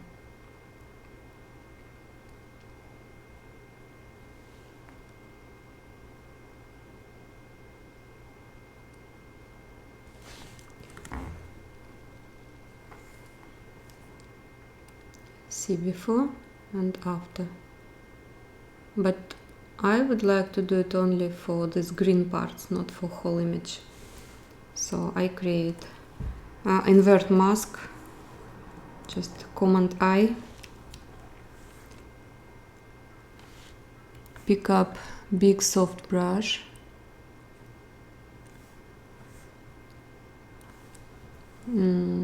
opacity around 40%, white brush, and paint over these green parts.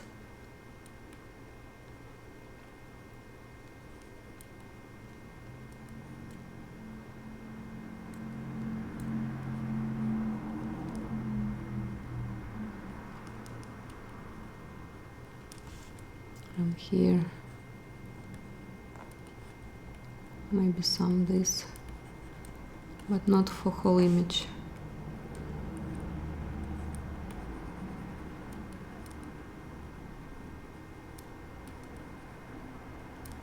Now I want to see my selection 100%.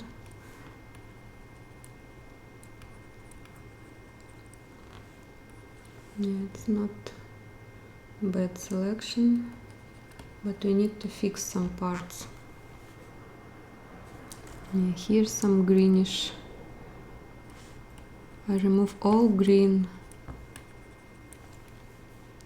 shadows.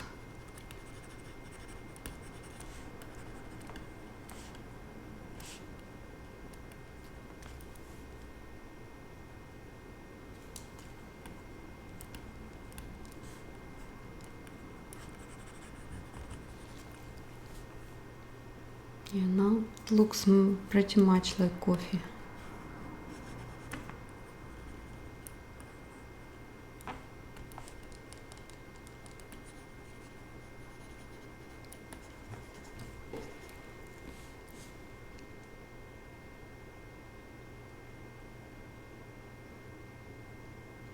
Okay, what about our selection? Let's do it more soft.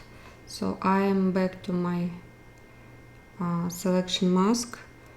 Hold Command and click on my mask.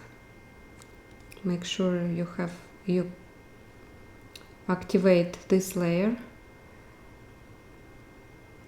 And now I will go to select, refine edges.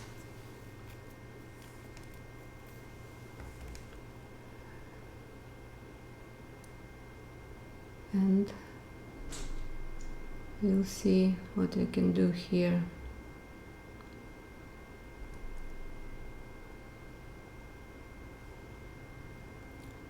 Let's select black color.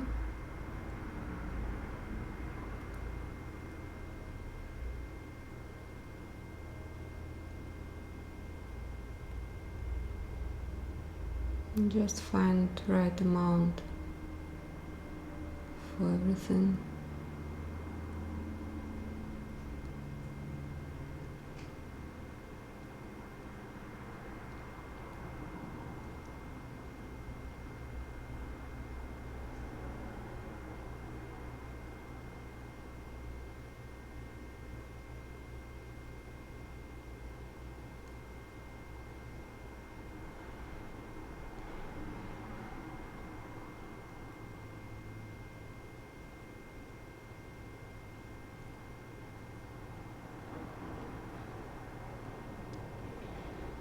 Yeah.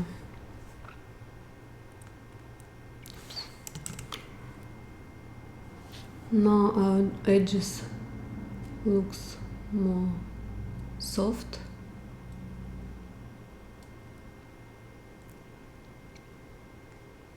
And click OK.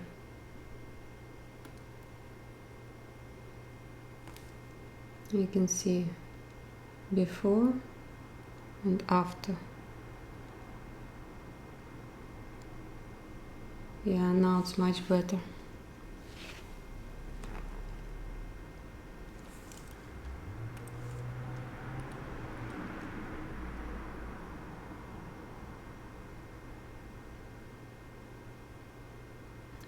Okay, the next step we will do our cup more transparent and our splashes here more transparent.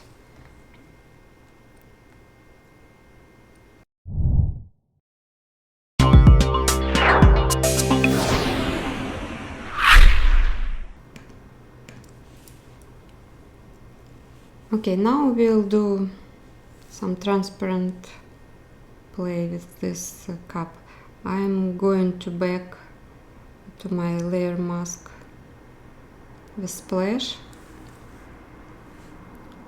Choose white soft brush with very low opacity, for example 8, and I will paint.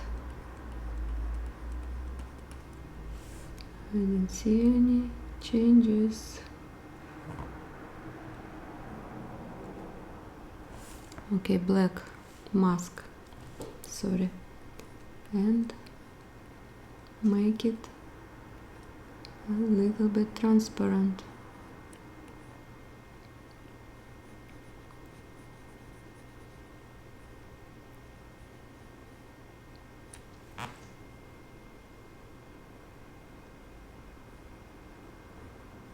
Now we see our previous cup.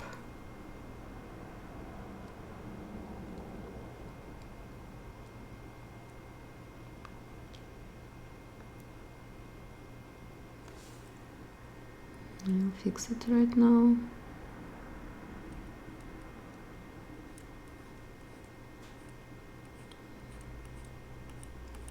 Make it transparent.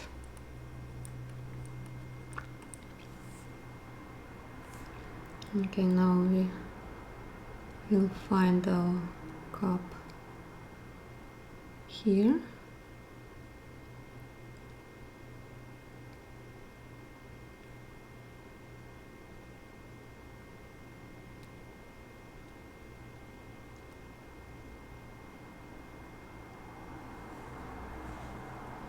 And think what we can do with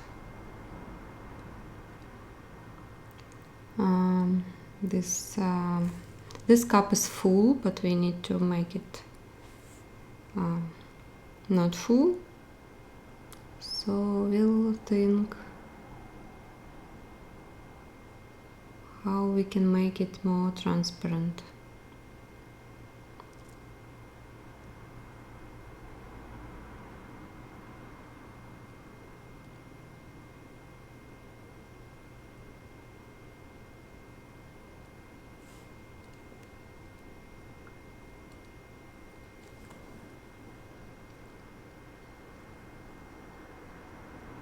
Okay, what we can do is just add some creativity.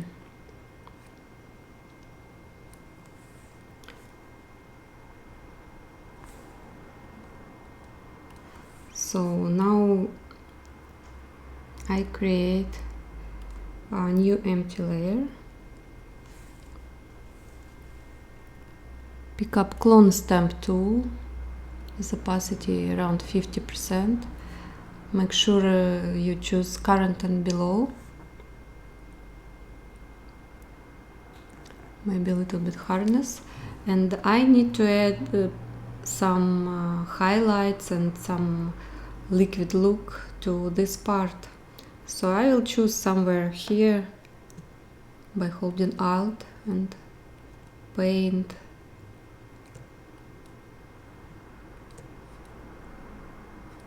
some liquid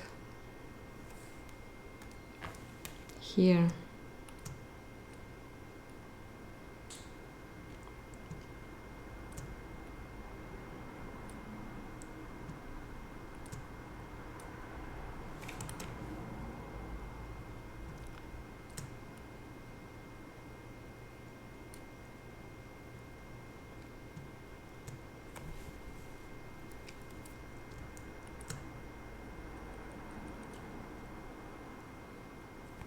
And the same we can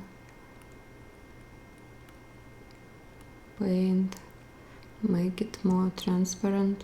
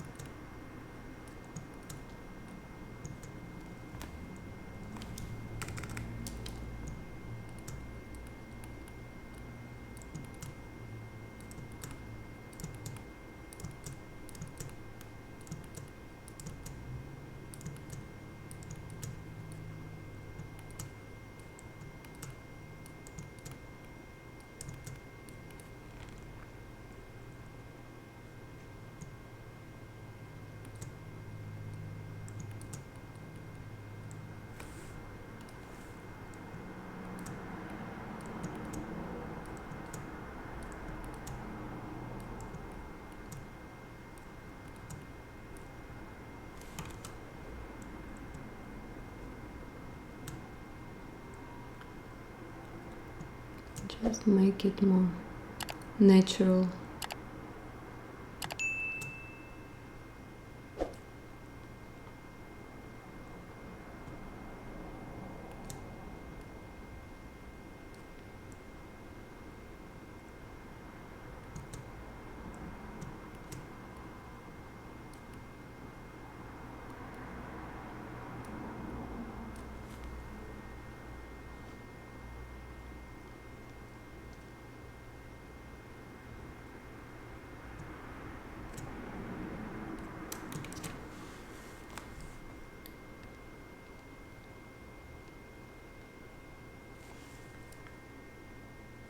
And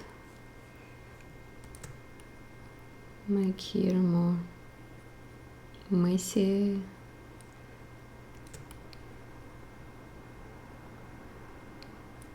Just be creative and add more interesting look.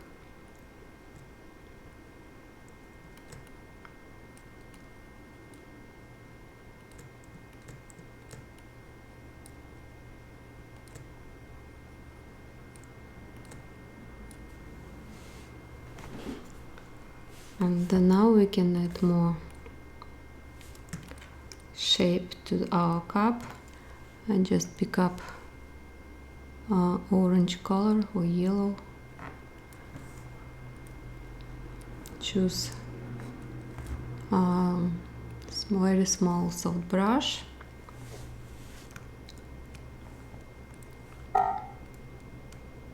Oops.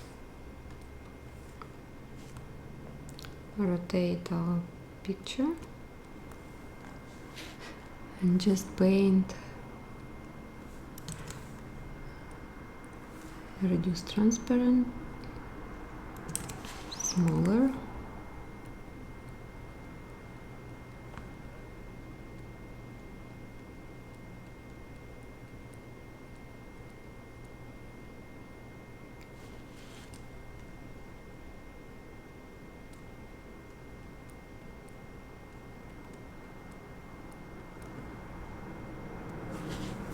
And then we can add some white sparkles.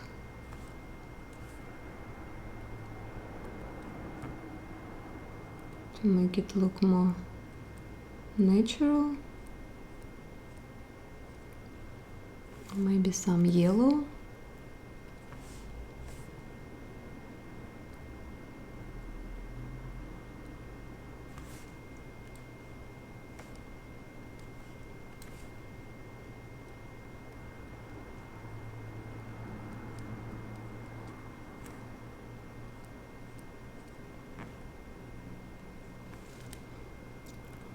Okay, rotate it back.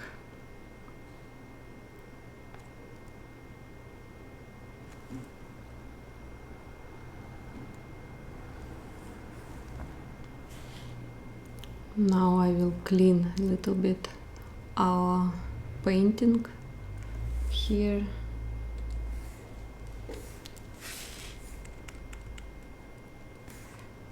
Make it white.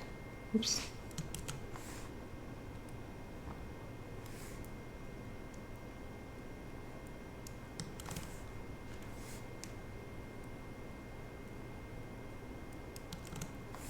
It's not here. I forgot it's here. So I choose eraser and make it more easier to use a razor. Yeah. Now it's pretty good now.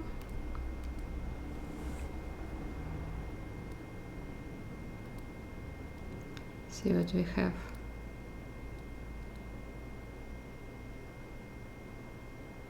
I think we can make it more transparent here. So I create a mask, choose soft brush, big soft brush, opacity around 20%, and make it more transparent in some places.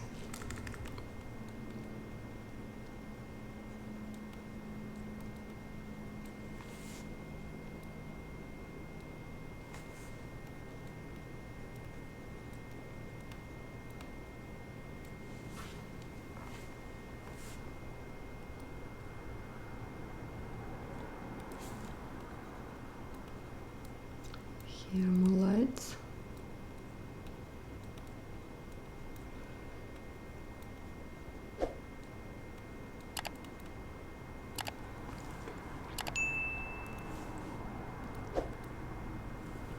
Yeah, something like this.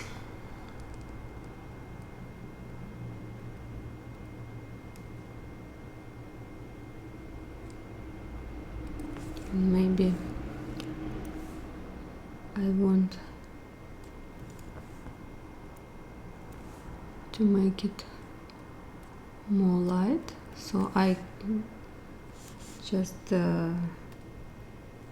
paint here just to remove borders from here, so it looks more soft.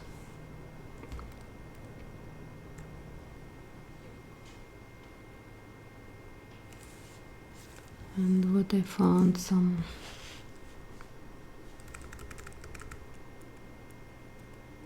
stuff here, I just clean it.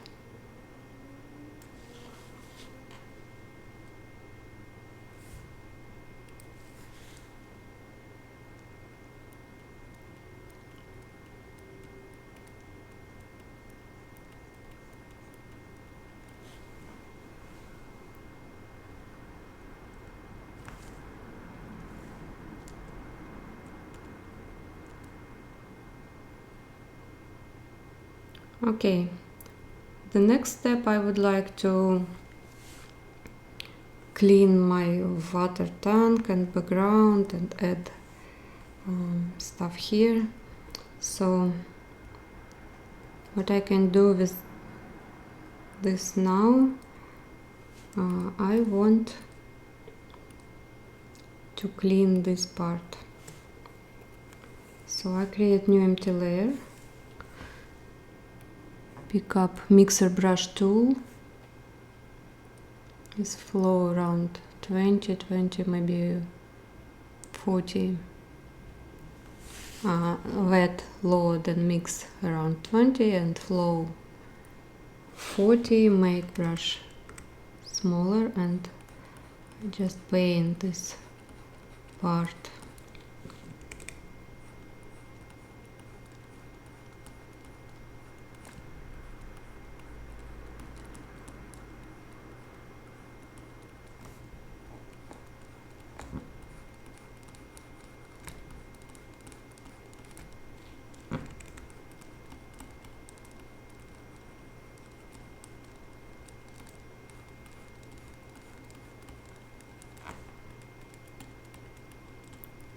And the same here.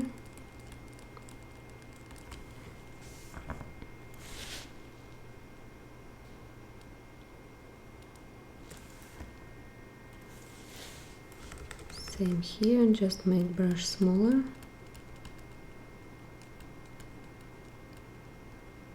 Just make it smooth.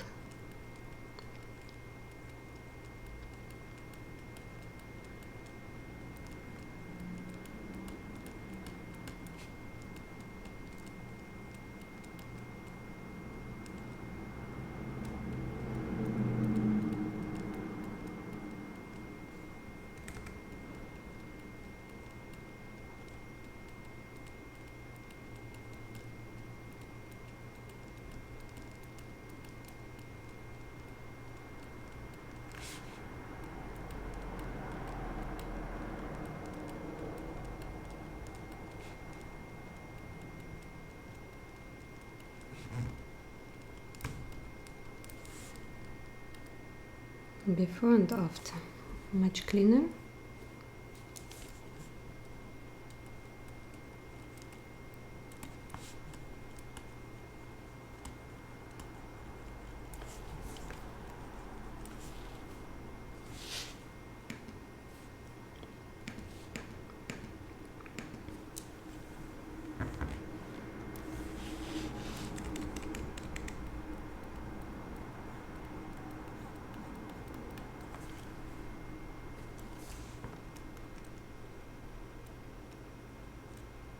I will leave this reflection.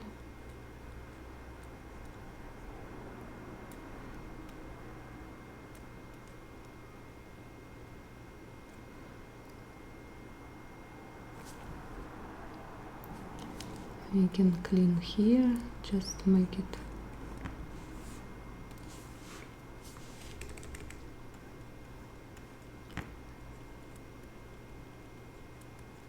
more gradient looking.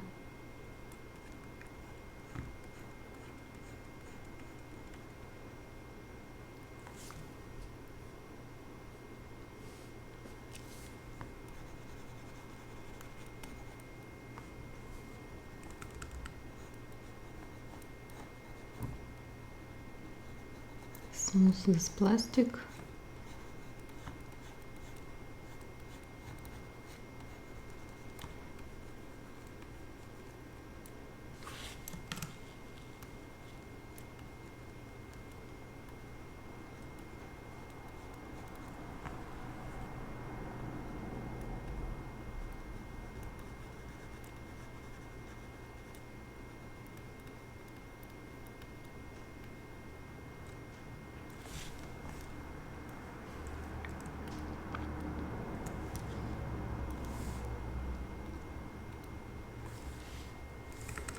Make it more accurate.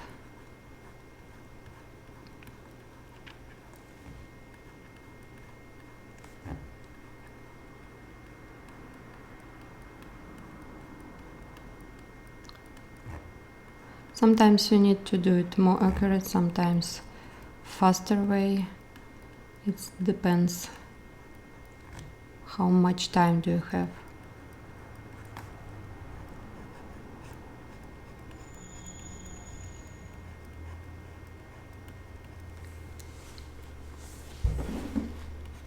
So all this stuff you can make smooth and even. You can make it perfect.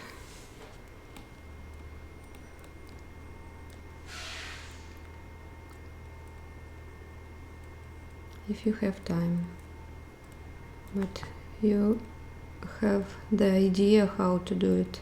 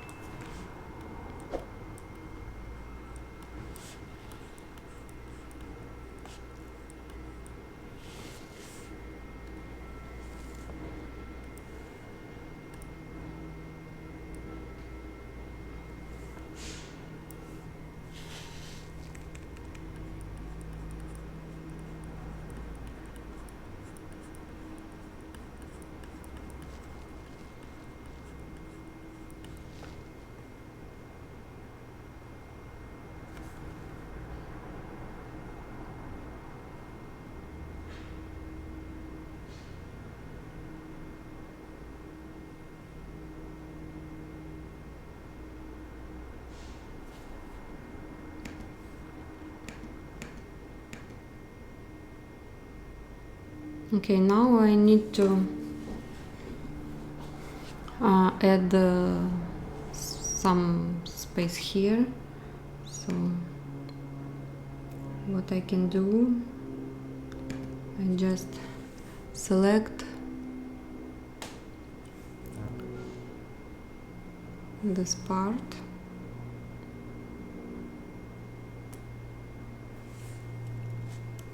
copy it, put it on empty layer,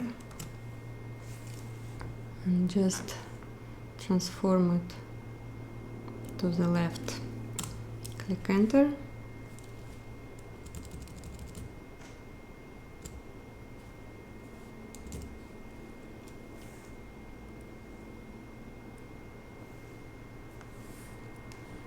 And now we can add back our splash. Looks like it's not straight. Yeah. Here. Okay, the next step, let's smooth our background, because here's some spots and here's some uneven things. So I unclick our top layers and merge this new from the left side, merge down with this layer. So now I'm going to filter blur, surface blur,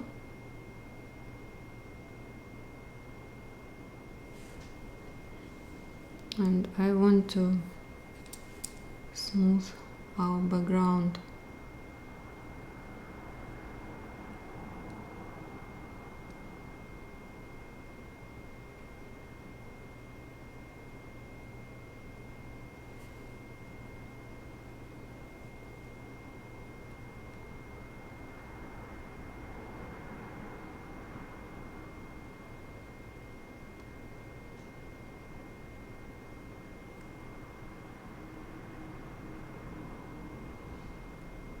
Okay.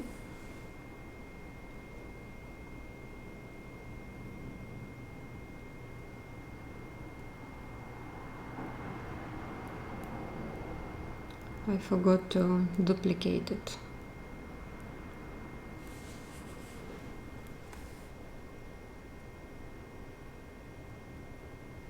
So let's went back, duplicate this layer,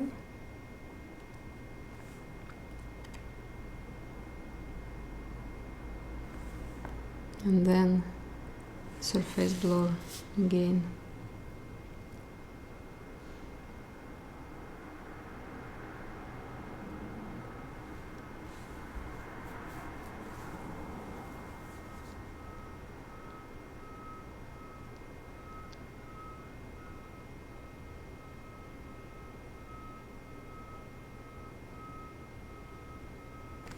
Okay, create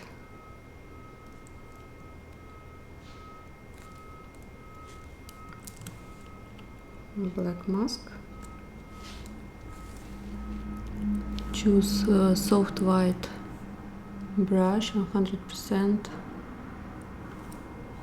big, and I just want to make paint all this stuff.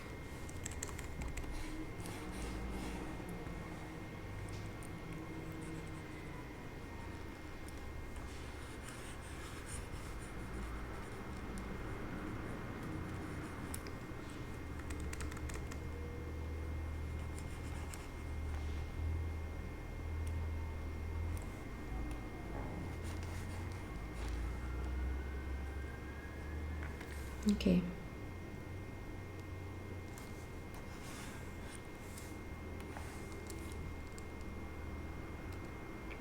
Then I add back our layers. And now it's pretty good.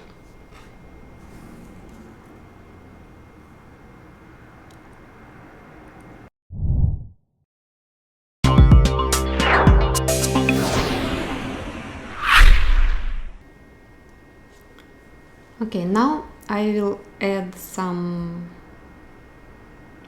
piece of coffee to our main image. So I open it and apply the same settings which I applied to coffee maker or coffee. So yeah, I think it's the same what was for coffee for splash. Then open image. Now I will select this part, just rough selection.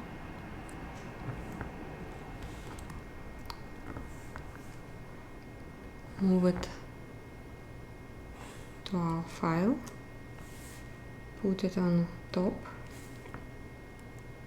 Oops. And now make it opacity less and try to find position. I think I need to make it bigger.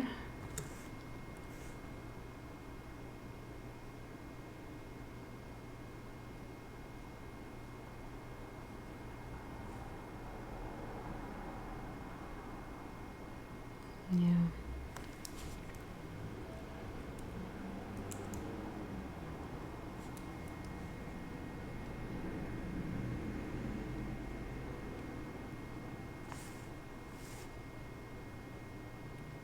Let me do change mode to difference and try exactly.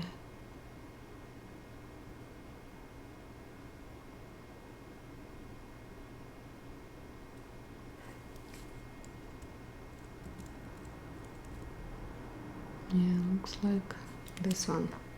So I am back to normal.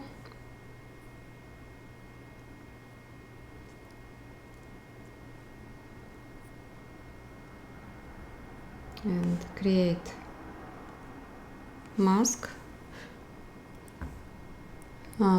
Choose brush, little bit hardness. Make sure it's black. And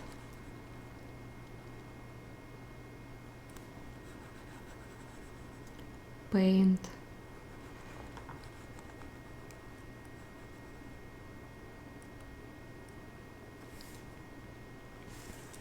Looks like we need to put it a little bit on top.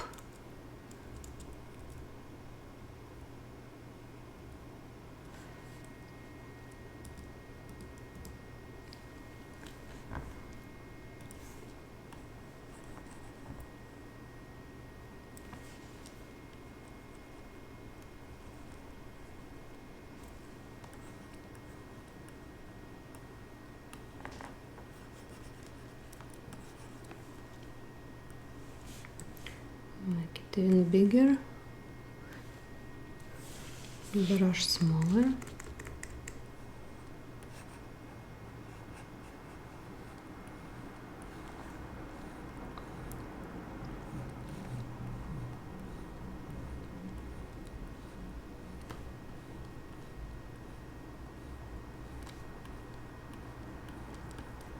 You can use selection tool, but I think it's more visible what we're doing.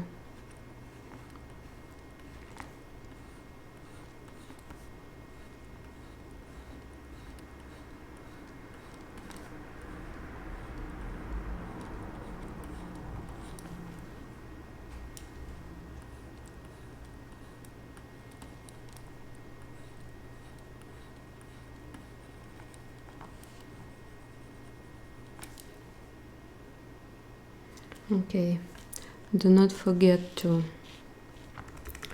make this line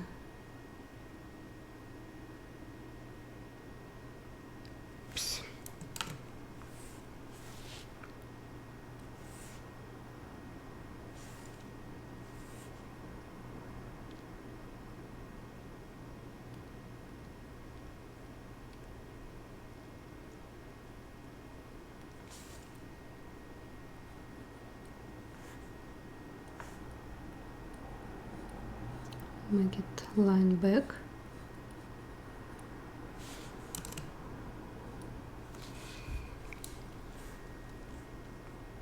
Then make it the brush bigger, hardness 0% and reduce opacity and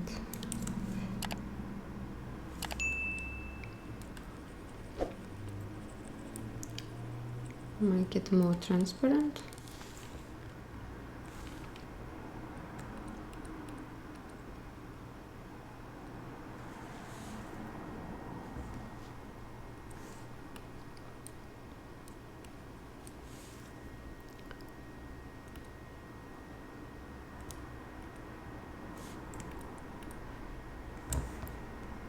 And clean little bit here.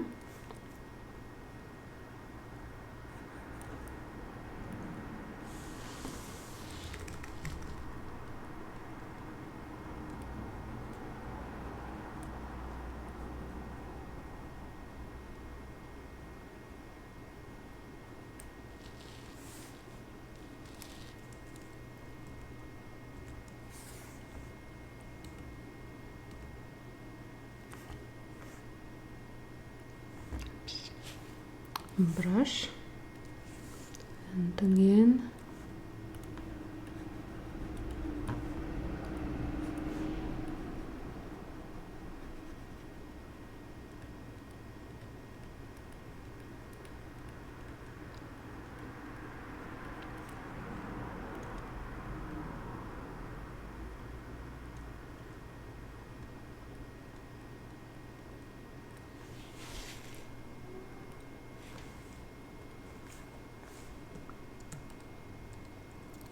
okay, see what we did.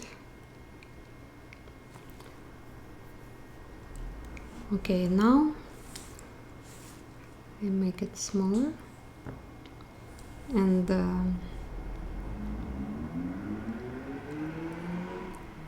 I will add new adjustment layer levels to make it more contrast.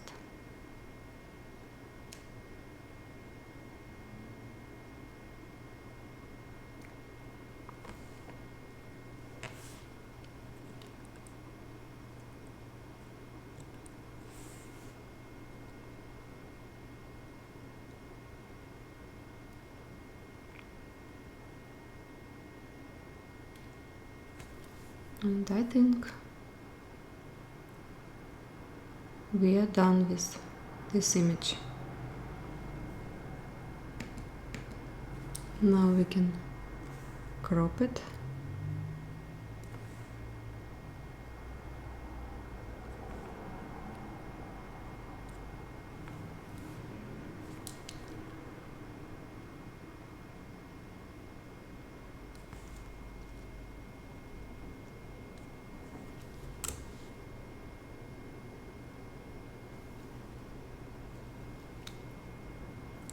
And here what we have.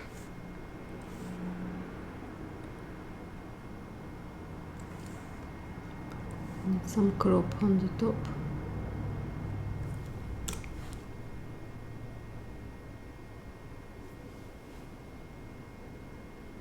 And on the bottom.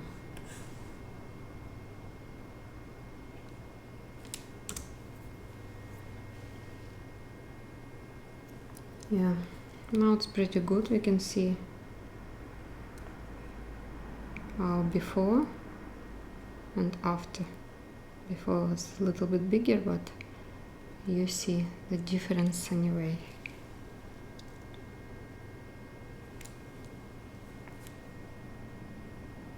So thank you for watching. See you in the next tutorials. Bye.